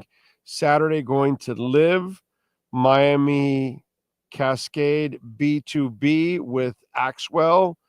LFG going to be an epic set, says Anthony. Okay, I'll take your word for it, bro. Who is the new guy in the front office that they just hired? Bro, don't worry about it. No big deal. No big deal, dude. Okay. Let's get to our 3A Graphics sports calendar. Why don't we? In the great Alan Blanco, 786-618-1443. Knicks, they kicked the Heat's ass last night, 116-95. They've lost 8 in a row. Wednesday, they take on Detroit, 7:30 tip. Tonight at 7 o'clock, FIU Stadium, U.S. Open Cup, Miami FC taking on Naples. Support your local soccer. Wednesday, 7 o'clock, U.S. Open Cup, Inter Miami taking on Miami United. Thursday at 7, Panthers back in action, taking on the Blue Jackets. What else do we have? Oh, also tonight, Rick Case Arena, 7 o'clock. I'd be remiss if I did not mention this. As NSU looks to get to the championship, they take on University of Alabama Huntsville at 7 o'clock. By the way, University of Alabama Huntsville has won 32 in a row. The last time they lost, it was to Nova by 1 point. So tonight's game should be awesome. And the Dodgers beat the Cubs to start Major League Baseball season 4-1. Ohtani went 2 of 5. Scored 2 runs. Yamamoto was the winner, went 5 innings, allowed 3 hits, 1 earned run, 4 Ks. And Tanner Scott picked up the save. He had a K in an inning. So the Dodgers start the year 1-0. And Lisa somewhere is happy right now that her Dodgers started 1-0. That is your 3A Graphics sports calendar. If your company needs uniforms or hats or shirts or anything like that, please call Alan Blanco, 786-618-1443. That's 786-618-1443, custom printing and embroidery. So there you go. Big O, did you fill out a bracket? No, I did not. I did not. I'll watch it. I am just very casual about college basketball. I'll watch the tournament now. But I did not fill out a bracket. I don't really care. If I was in Vegas betting or something like that, that might be fun. Do some shows out there, something like that. If I could do something like that in that kind of an atmosphere, but being at home, whatever. I'm not really going to get on my app and start betting a bunch. Yes, sir. Just a mild little correction to the 3A Sports Graphics sports calendar. It is Inter Miami CF2 that takes on Miami United. It's their second team. Sorry. Miami CF2. I'm sorry. No, Inter Miami 2. It's not the team. It's the MLS next. Right, the Miami, the minor, the what's that called? The minor league team, right? For Inter Miami, yes, for Inter Miami. It's not the Inter Miami squad. It's the it's the minor league team that takes on, not Inter. So Inter Miami is not playing in the MLS. How come it's on the MLS schedule? I just went because I couldn't find any tickets for it. So I was like, how can they not have any tickets? And then Inter Miami actually put out a tweet or something. It says Inter Miami CF2 is set to make history as it competes in the Lamar Hunt U.S. Open Cup for the first time, with the team's first match against Miami United FC in the first round on Wednesday, March 19th at Chase Stadium. Okay. All right. Because you go to the schedule. Oh, wait a minute. Here it is. You go to the schedule, and I had it confused, and I thought it was Inter Miami. Because let me see here in the schedule, it says it. Did they change it? There we go. It says Inter Miami CF2. Okay. I wonder if it said 2 before and I didn't notice it, and I assumed it was Inter Miami.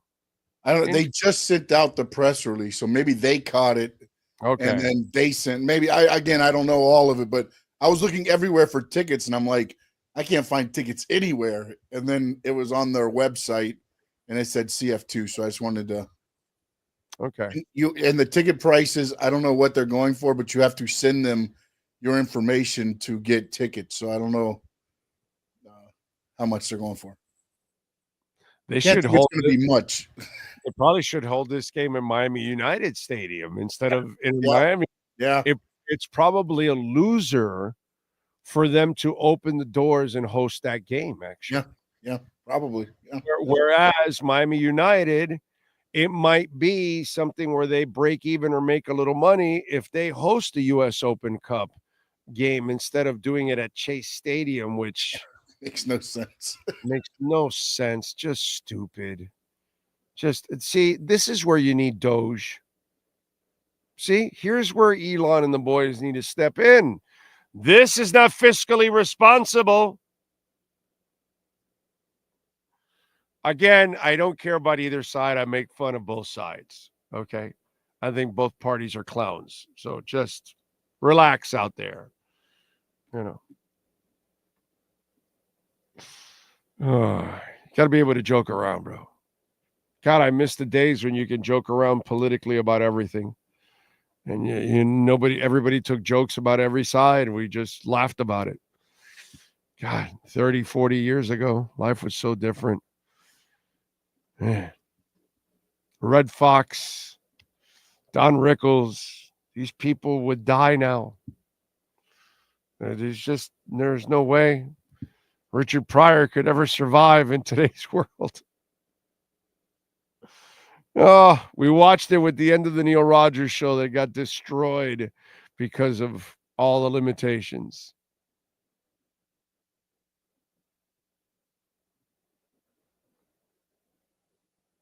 Oh.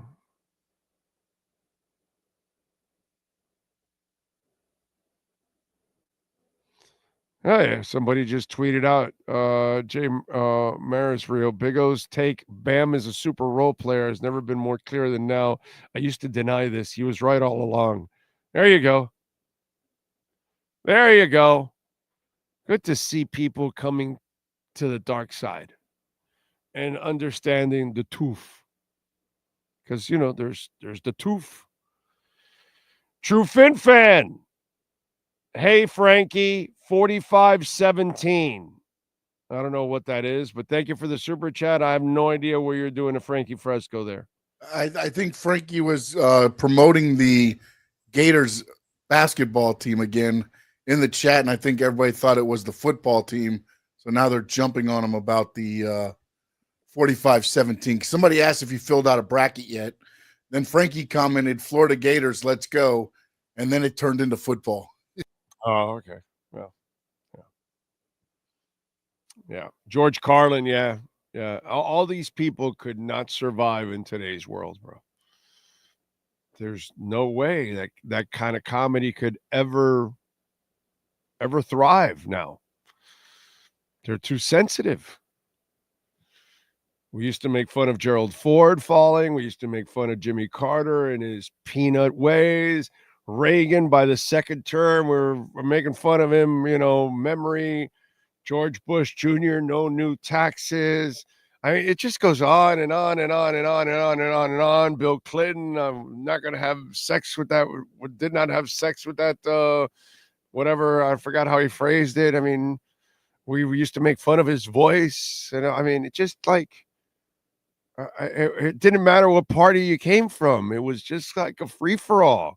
Whoever was in office, it was a free-for-all. We were waiting for them to make mistakes or say stupid things and, you know, just have fun with it.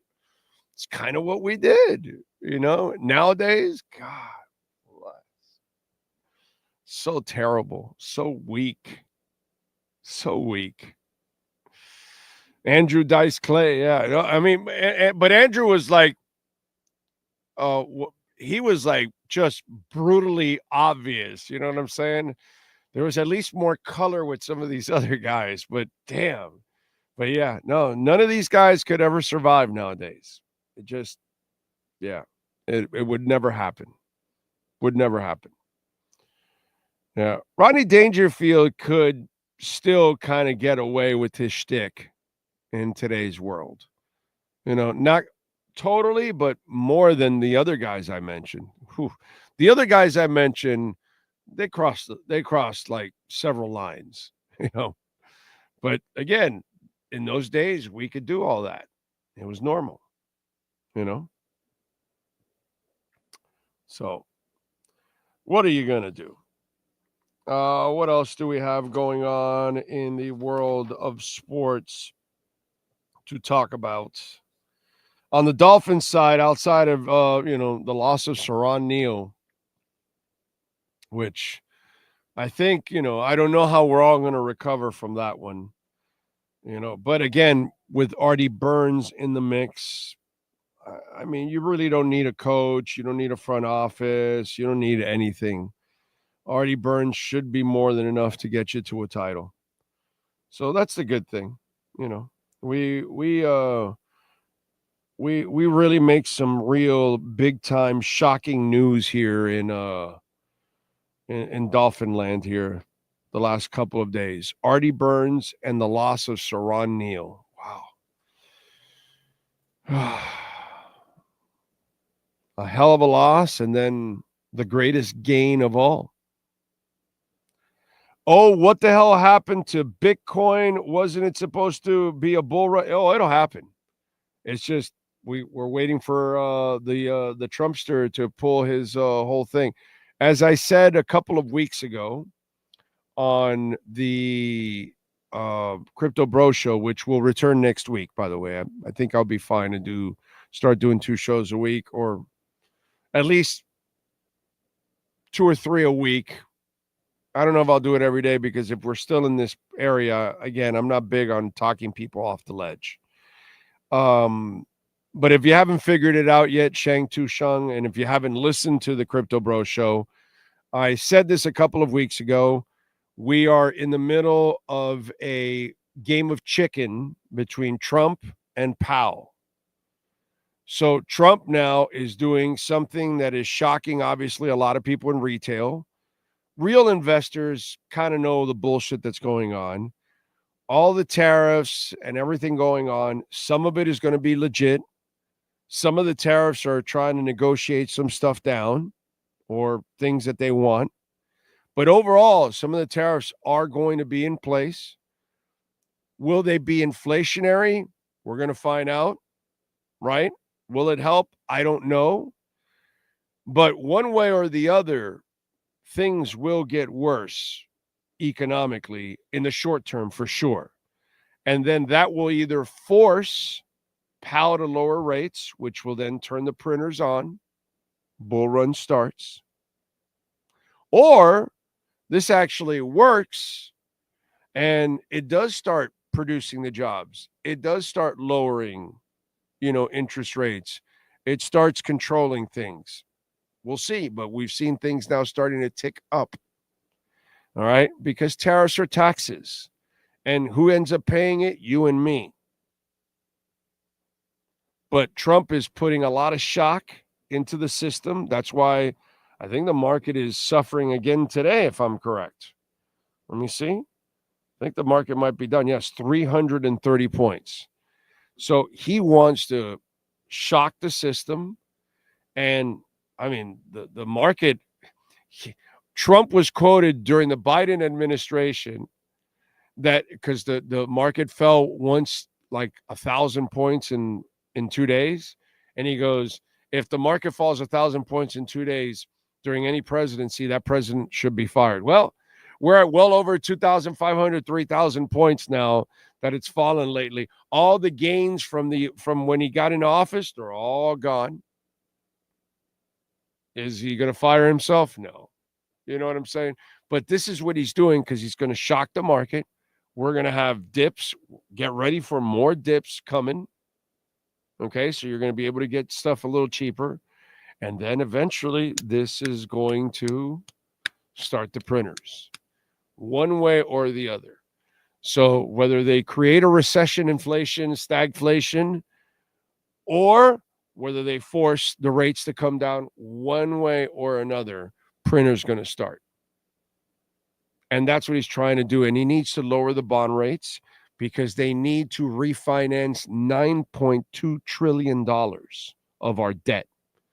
The United States of America needs to refinance $9.2 trillion of debt. If they do it at these bond rates, they will be paying a lot more interest. So, shocking the system, creating more unemployment by firing all these federal employees, all this kind of stuff should create a recession type situation, inflation type situation, which will then force Powell to start cutting rates, start the printer, and lower the bond rates. That way they can refinance the $9.2 trillion they have to refinance this year. So that's what's going on here. It's a master plan of shocking the system, lowering the bond rates to refinance, which I hate to say this, it makes sense for what they want to do. It doesn't make sense because people are losing money and they're, losing their 401ks and all kinds of stuff. So this is going to be really bad and people are losing jobs and all that kind of stuff. But it's kind of the pain that has to, Now, do you have to do it the way they're doing in a Doge? No. And that's a whole other conversation. Could you be more methodical about it? Yes. But hey, man, this is what we're stuck with. We're stuck with two parties that do one thing to an extreme one way, the Democrats, and then now the Republicans are going to do the extreme the other way. This is what we got to live with. This is what America voted for. That's it. He said he was going to do all of this, and he's doing exactly what he said he was going to do. Now, this part, I didn't expect this part to be that brutal, but this is what's going to happen. But eventually, Shang Tusheng, this is going to kickstart the printers one way or another. And then the markets are going to explode. Stock market, Bitcoin, everything. But Bitcoin and gold are going to rise no matter what.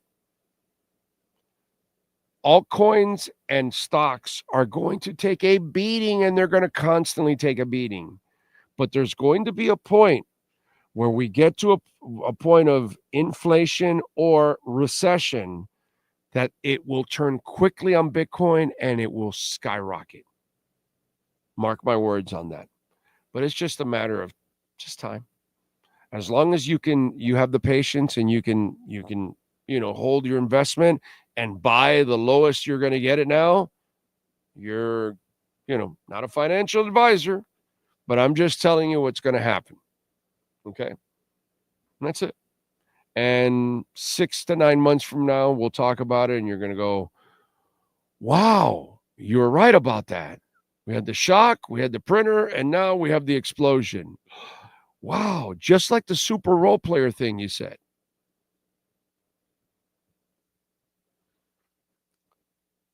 Let's see, what else do we have here? Trump, True Fin fan, Big O spitting the tooth. Thank you, sir. Appreciate the super chat, True Fin fan. Very nice. Frankie Fresco, another super chat. Thank you, sir.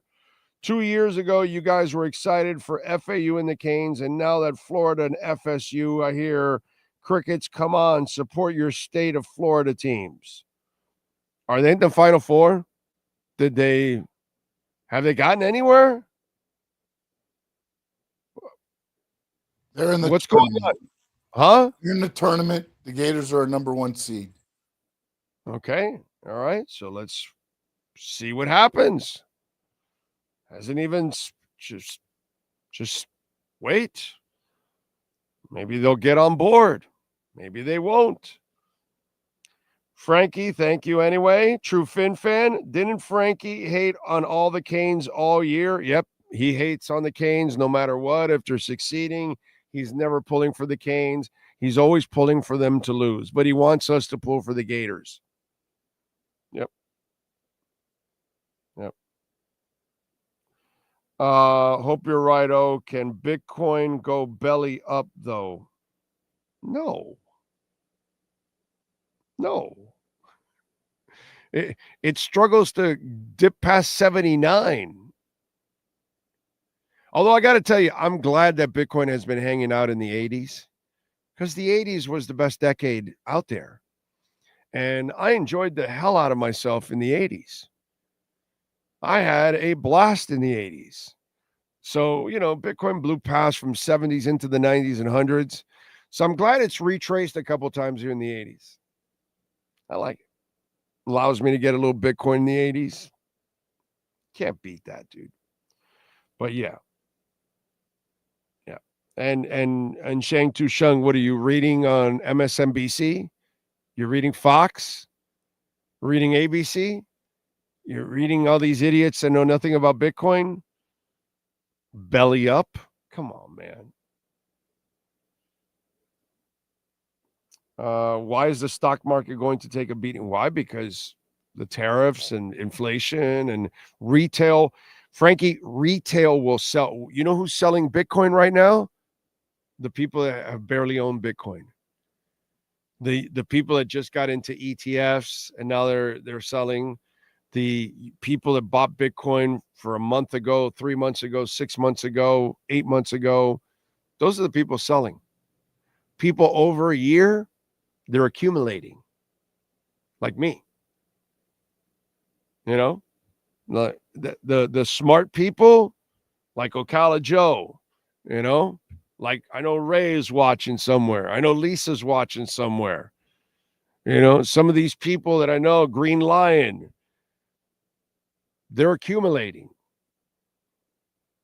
So all the shocking stocks are the people that just bought Nvidia in the last few months or a year. Just bought Tesla. But the people that have owned it for years, they're going to accumulate.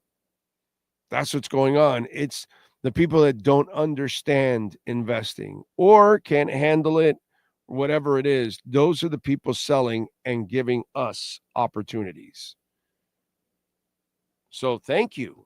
Thank you for giving me cheaper Caspa. Thank you for giving me cheaper Bitcoin. Well, not cheaper, but thank you for giving me cheaper Bitcoin that I can stack. Okay, because obviously I've bought it way cheaper.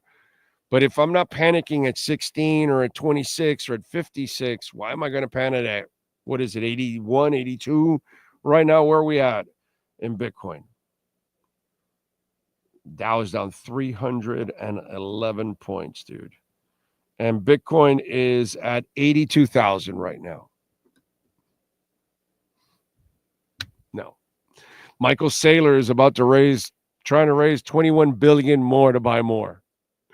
The United States of America, a story came out where the administration is going to do everything to buy as much Bitcoin as possible.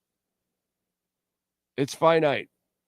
There is going to be a turn, and I'm telling you, like I kept telling you, that Bam Adebayo is a super role player. Okay? Same thing. There's going to be a violent turn to the upside. And when it starts, we're going to have multiple God candles, and people are going to freak out, and they're going to go, oh, my God. So there's no dip to zip. There's no shock or anything like that. Yeah, you're going to have some dips, and these are just opportunities. Opportunity for you to buy more Amazon, opportunity for you to buy more NVIDIA, opportunity for you to buy more Bitcoin, or any of the altcoins that you love. And that's it. If you think they have utility, if you think it's a good company, then you move forward with it and take advantage now. Because when it bounces, this is when the money's made. Elias, thank you, sir, for the love and the super chat. Big O, not financial advice. What's your 3 picks to multi-X where I can get them right now only on Coinbase? First of all, why Coinbase? And what's multi-X? What are we talking about? I'm not exactly sure what's multi-X. What does multi-X mean? How much is multi-X? 2X? 3X? That's 5X? That's multi-X? Is it 50X? Is it 100X? Here you go. Let's go for a ride. Sean Stanley, sir. Take down the billboard. And here's CoinMarketCap. I still expect Ethereum to go to 15,000. We're at 2. We're at 1,900. You do the X's there, my brother. Solana, I still think it's going to go somewhere between 800 to 1,200 in this bull run. You do the X's there, my friend. Chainlink easily goes over $100, between $100 to $200. You do the X's there, my friend. Not a financial advisor by any stretch whatsoever. Hedera, I think it goes to $2 to $3. I have it going over $1 for sure. So you do the X there. Avalanche, definitely over a couple $100. From $100 to $200. You do the X there. I mean, that's just my opinion. Not a financial advisor by any stretch. There's all kinds of things that I can pick that I love, whether I'm invested in or not. Ondo, it's at 80. I gave it to you at 22 cents. Now you've got a dip. It was over $1 something. Now you got to dip into 81. I think Ondo can go to several dollars. Like, let's say, what's the market cap right now for Ondo?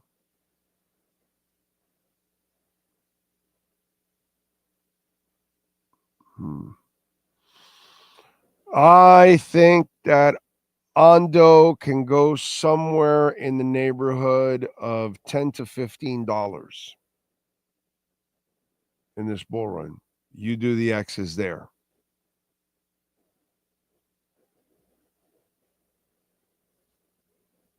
There's a lot of things. Love Caspa is more of a long-term play, but I wouldn't be surprised that in this bull run here, we get somewhere in the 75 to $1 range. But it's going to go much higher than that down the line. So I'm holding it for several years. What else? I mean, there's some really good companies out there that are preparing to make an absolute monster bull run here. Stacks at 59 cents is an absolute steal.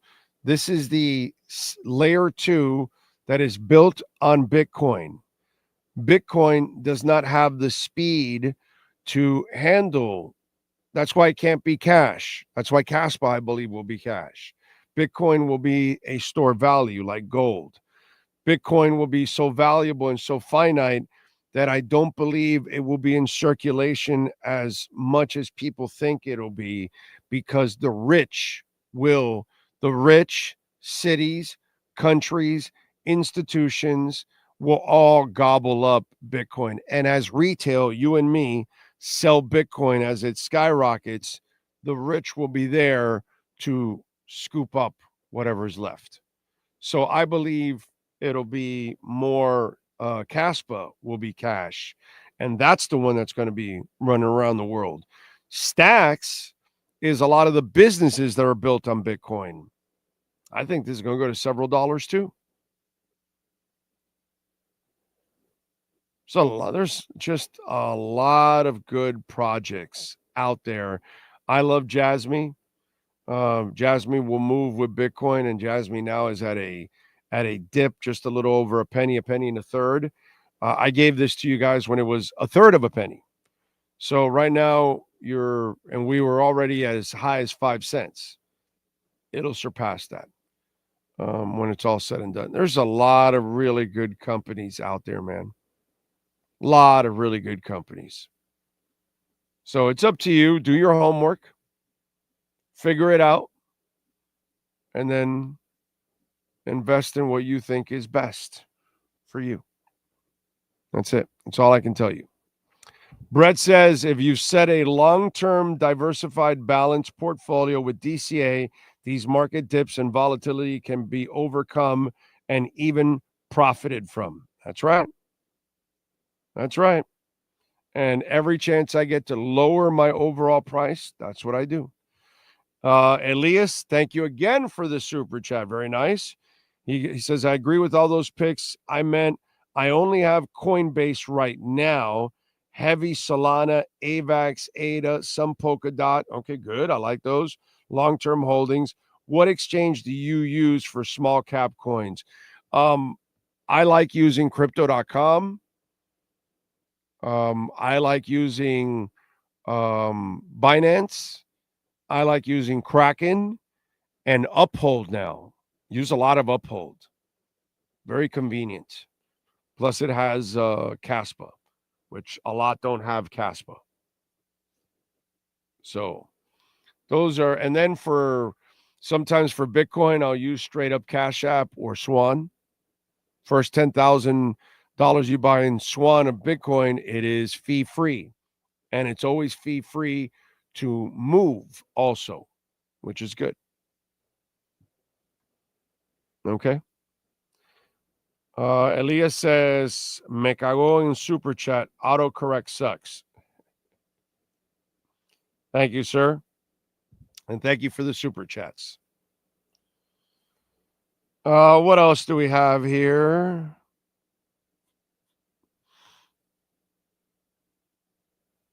Real Miamians cheer only for Miami teams. We don't give a shit about Tally, Gainesville, Tampa, Orlando, Jacksonville. It's Miami or nothing.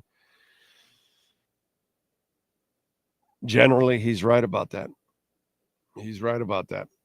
Us Miami people, we kind of stick with Miami. The only time you see like the Miami people go with the Gators or the Seminoles, it's because they're kids or they went there or something, you know. And so if you have an alma mater tie to it or a fiscal tie to it, kind of get it. You know what I'm saying? Understandable. Very understandable. By the way, R&M Contractors and Custom Drywall. We love talking about Ray and Mike. Just amazing people. And if you need a complete remodel, kitchen upgrades, by the way, now's the time to do it before hurricane season. Waterproofing your terrace, your balcony, the flood test report. Very important, man, because you don't want it flooding in your floor and your balcony and then it goes downstairs to your neighbors. You don't want to be a nuisance, right? So not only do they do the flood test report, but they also make sure it drains properly. And like I said, R&M Contractors and Custom Drywall, level 5 finish. You want to see the work? Go to their Instagram page, RMC Fisher Island, and that will blow you away.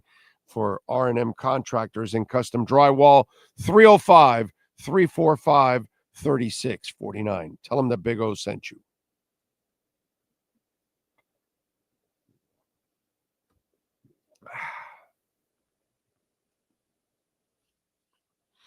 All right.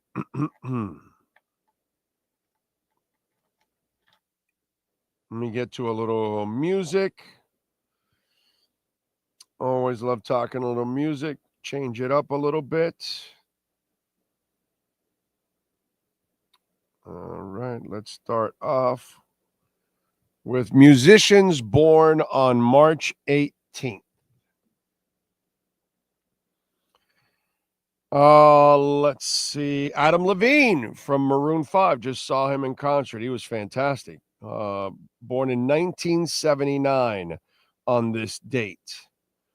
Queen Latifah, American rapper, singer, songwriter, actor.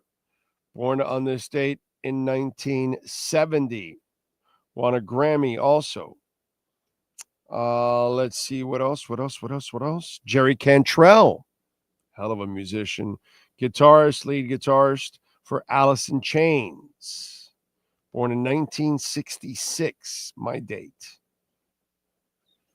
Vanessa Williams, singer, actress, designer.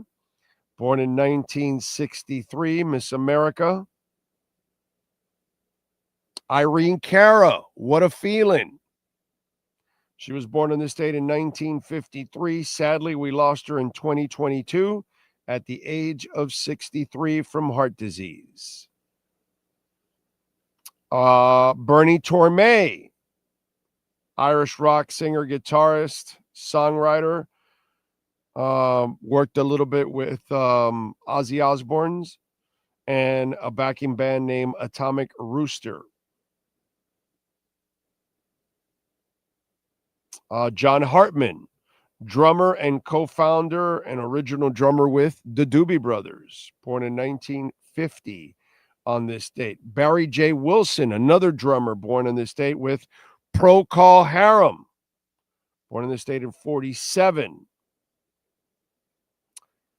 Chuck E. Weiss, songwriter and vocalist. Chuck E. Weiss was the subject of Ricky Lee Jones' hit song, Chucky's in Love. It's like her only hit. What else? Eric Wolfson, songwriter, lyricist, vocalist, producer, pianist, and co-creator of the Alan Parsons Project. How about that? Wilson Pickett, the legend, bro. Singer, songwriter, recorded over 50 songs, which made the U.S. and R&B charts. Freaking stud. Born in 1941 on this date. We lost him in 2006. And Charlie Pride. I know the name. I'm not a big country person, but I know Charlie Pride is big in country. 39 number one hits on the Billboard country charts. So a little bit of talent. Born on this date in 1934. We lost him in 2020 at the age of 86. My man enjoyed a full life. Let's go with other famous people celebrating birthdays today.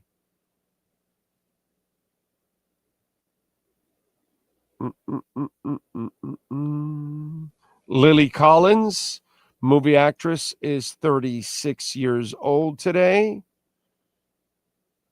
I see a wrestler you will probably mention. I don't know who he is, but you'll probably mention him. Abigail Cohen, TV actress. She is 27. Thomas Ian Griffith, movie actor, is 63.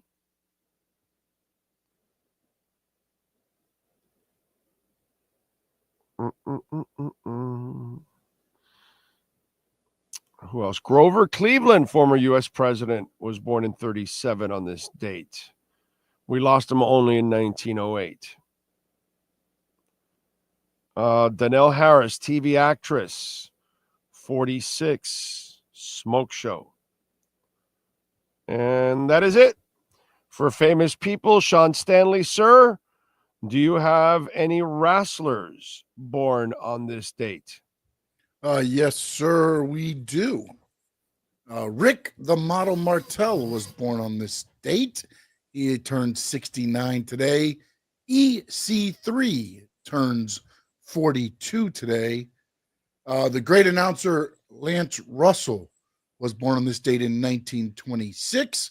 Sadly, we lost him in 2017 at the age of 91. He lived a full life, and he was a great announcer. And the birthday I think you're talking about, possibly, Solo Sikoa turns 32 today, although his dad sent out a tweet yesterday saying happy birthday, and I thought I left him off my list. So I'll need to verify, because this site has him as March 18th, but I did retweet his father, who wished him happy birthday yesterday. So either way, Solo Sikoa turns 32. Those are your birthdays for March 18th, 2025. What part of the world was he in at that moment? California. Oh, okay. Oh, but you know what? Solo, I believe they're overseas internationally. So maybe he did that at that point, possibly. And I'm not sure what the time difference was there, because they are traveling. They were, I believe, I don't know if they were, Raw was in Brussels yesterday, Belgium. They were in Brussels. I don't know if SmackDown Raw. You must say Brussels. Yeah, you must say Brussels. Possibly. Maybe that's what the difference was. There you go. Yeah. So you got to watch out with these international folk playing with the time. You know, that person might be 12 hours ahead, and they might be already in their birthday. And so he's wishing them a birthday because they're already ahead of us. You know, like right now in Singapore, it's 12:01 right now. Is it Wednesday in Singapore right now? Like, where is it Wednesday right now? Would imagine on the other side of the world, right? So that's just throwing that out there. That happens. Remember, Cash App or Venmo at Cash Big O Show. That is Cash Big O Show, Cash App or Venmo. And you can make a Bitcoin or Ethereum donation, which we love that.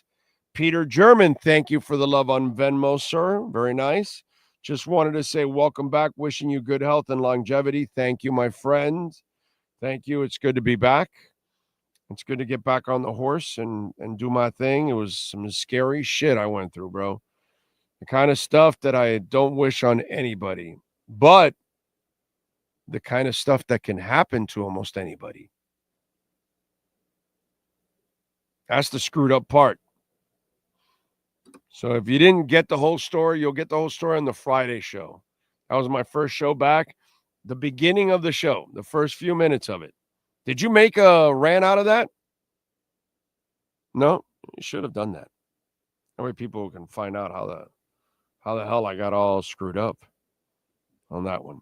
Still have, by the way, I still have concussion symptoms. Okay. So I'm like, the back of my head is still obviously sore and sensitive. So when I put my head on cold, it like the room will spin. It's funny.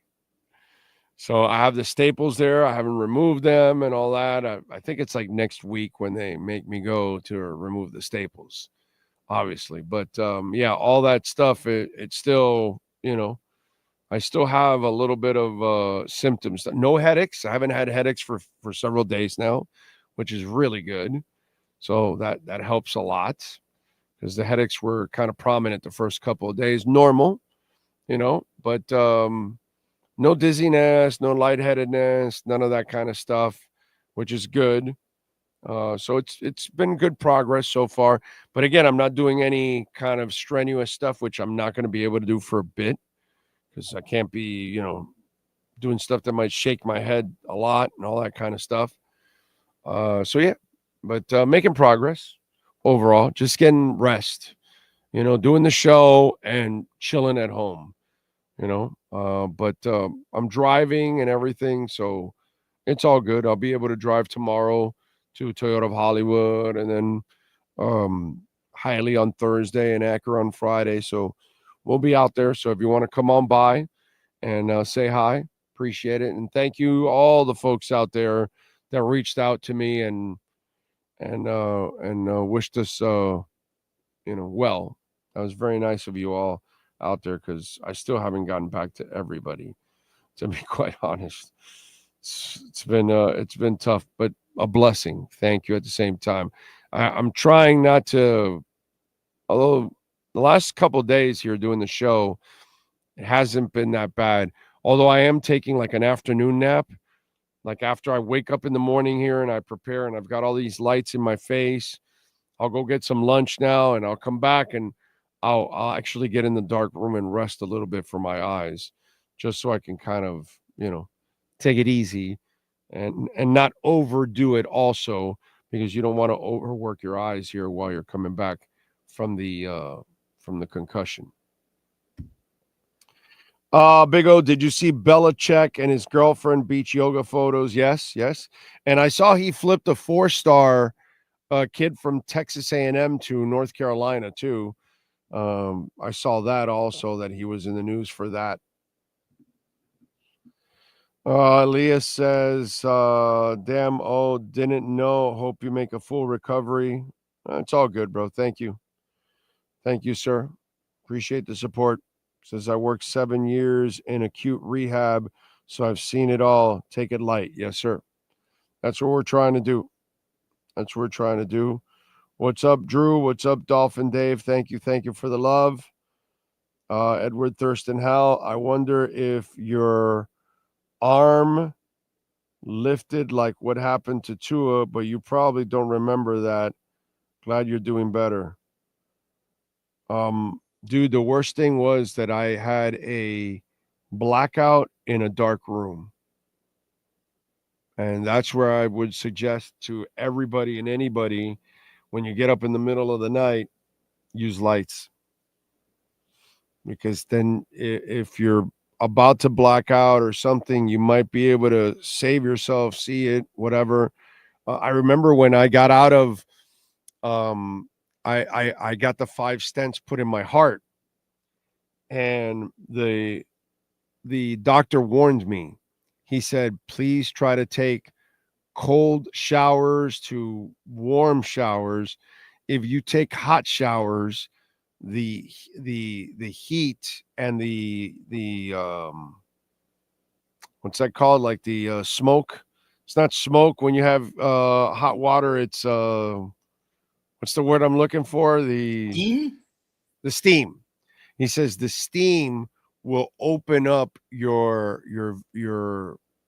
arteries and you could end up passing out.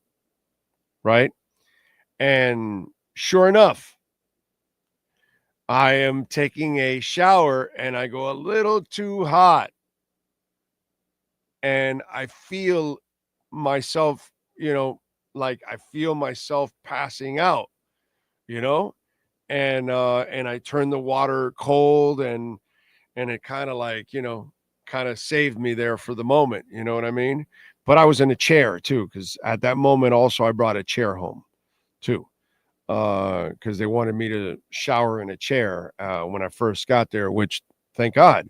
But I could feel myself, but I was in light and all that. So I could feel like, oh man, this is affecting me. And I turned and I made it colder and I kind of regained myself a little bit there, So I have that past from that. And so when I passed out that night, I was in a dark room. So I never saw anything. I never even felt the hit or anything because I got knocked out.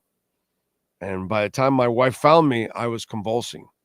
You know, I was, and my eyes were rolling back and shit. And she had to, all that. I don't know anything about that. Did not see it. Don't know. Don't remember. Don't know anything about it. I kind of remember right before the ambulance got there, the medics got there, and I remember for a moment my wife and my daughter, but that's about it. But I barely remember anything they said or anything they were doing or anything like that. That's it. So, scary stuff, man. Scary stuff. So when you're sleeping in the middle of the night, don't just get up and collect yourself. Make sure blood has gotten to your head. Use lights on your way to the bathroom. Don't be an idiot like I am that for the last 25 years in the house I've been in, I've just been going right in the dark, right to the bathroom and back with no problem ever. And for the first time, Doc said, yeah, you got up and you probably didn't have all the blood going to your head and you didn't realize it and you got lightheaded and boom, gave out. So crazy shit, man. Crazy shit. That's all I can tell you. Crazy, crazy stuff. And yes, it's kind of a dark retreat. Yeah, I kind of do a little dark retreat. I did a lot of it the last week and I'll do a little bit overall. Thank God. Yes. Thank God for my wife. My wife pretty much saved my life. Yeah. If it wasn't for my wife, dude, toast. Capillaries open when hot close when cold. Yes. Well, I felt that. Now it doesn't affect me as much anymore, but fresh from the surgery, he told me it was going to affect me. So, but I'm not big on like cold showers, even though they're really good for you, by the way, especially when you wake up in the morning. It's actually the best thing you do is a cold shower, but I could never do it. But those of you that do, you're badasses. Damn, I remember my first ex-wife's first grand math seizure, epilepsy. I was still in school. First for occupational therapy. I was scared shitless. That's where my wife was. She was scared shitless. She still has her flashbacks. So I've learned to fall asleep with TV and timer on mute. I know what you went through happened to me. Yeah, it's I certainly don't want any of you to ever go through this. And you don't want to put your loved one through it either. Last thing you want to do, bro, is the person that you love, you put them through that scare. Shit, dude. Yeah. It's not good, man. It's not good. So try saw palmetto in the AM about 5 p.m. bathroom visit stop. Well, that it's not so much the bathroom visit. You're going to have to visit the bathroom. It could happen at any time to anybody. You know what I mean? It was that was the perfect storm. So my point is, whatever time you get out of the bed, even in the morning when you wake up, collect yourself before you get out of bed. I've always rushed out of bed. And the doctor told me that's the worst thing you do. Excuse me. That's how I've been my entire life. I pop right out of bed and start walking right away. Boom. And apparently, especially as you get older, you should get up, collect yourself, slowly get up, so your equilibrium and everything kind of levels off before you actually get up and walk. So you wake up, you sit up, then you put your feet down and you collect yourself and then you go. That's how you're supposed to get up. Everybody. It's actually not safe or productive for the alarm to ring and for us to run right out of bed. You may never have an issue ever in your life. But I just want you to know that there could be an issue. And especially if you sleep in an incline where the blood is all down, not in your head. So these are things that you have to I was never aware of. And I didn't have a problem until I was 58 years old. But I have darted out of bed my entire life, dude. My entire life. I got to pee, boom, dart out of bed. Alarm rings, dart out of bed. Whatever. I get up, dart out of bed. I don't stay in the bed. I've always gotten out of bed, like quickly. Do not do that. Do not do that. That's not the right thing to do. So, that's all. I don't want it to happen to any of you out there because it's scary shit, dude. Scary shit. And I easily could have died or been a paraplegic right now. Easily. There's so much stone and marble in the damn bathroom. I happen to hit the wood. I happen to hit the door, and I hit the corner of it. So I didn't even get the break of the flat side of it. I got the corner, but I didn't hit any of the stone. I didn't hit any of the marble. I didn't hit the glass door to this. I would have gone right through the glass door of the shower. And what happens then with all the shattered glass? Like scary shit, dude. Like I look at where I fell and where I could have fallen, and it would have been completely different 6 inches. 6 inches, I'm paralyzed.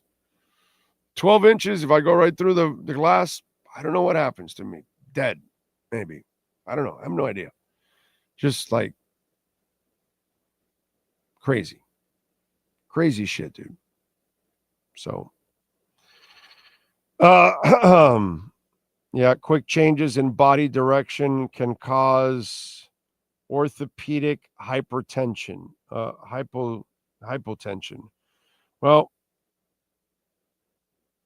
I screwed up and I put myself in a really, really bad position. Imagine the military having to dart out of bed, respect to our heroes. Yeah, but they do it. You're not really going to have an issue in your 20s. I'm a 58-year-old man with blood thinners and 5 stents in my heart. People like me aren't in the Army, my brother. They're not in the Marines. So, apples and oranges. When I darted out of bed when I was 18 and 28 and 38, wasn't a problem. But as you get older, it becomes a problem. So, great to our heroes and our military, but terrible example. Has nothing to do with that. It's a good chance that you're young, but if you're older and you have medical issues and all that kind of stuff, it's a whole different ballgame.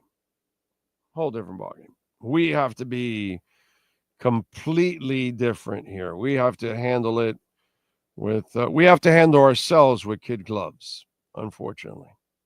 That's just kind of the way it is. What else do we have going on? Don't forget, we are going to Spain. Well, we're trying. We haven't gotten to our first stage yet, but if you can make a donation to help us, Sean and myself, this is probably the game that we really want to cover, and it's going to be special. I don't know if the season's going to be special, but this game might be special, and we want to be prepared for it, and we want to go out there and do our show all week long in Spain and break any news if there's anything to break, and do our pre- and post-game show out there.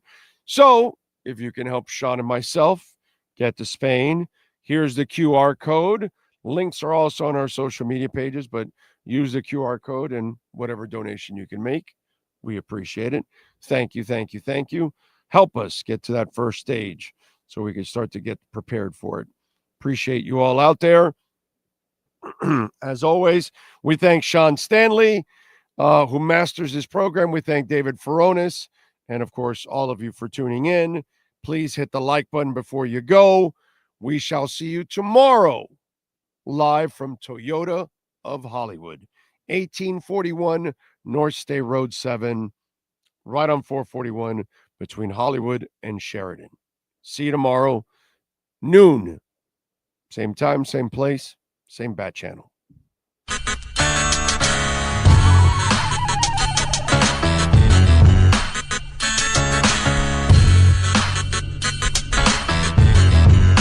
This is the Big O Show. This is the Big O Show.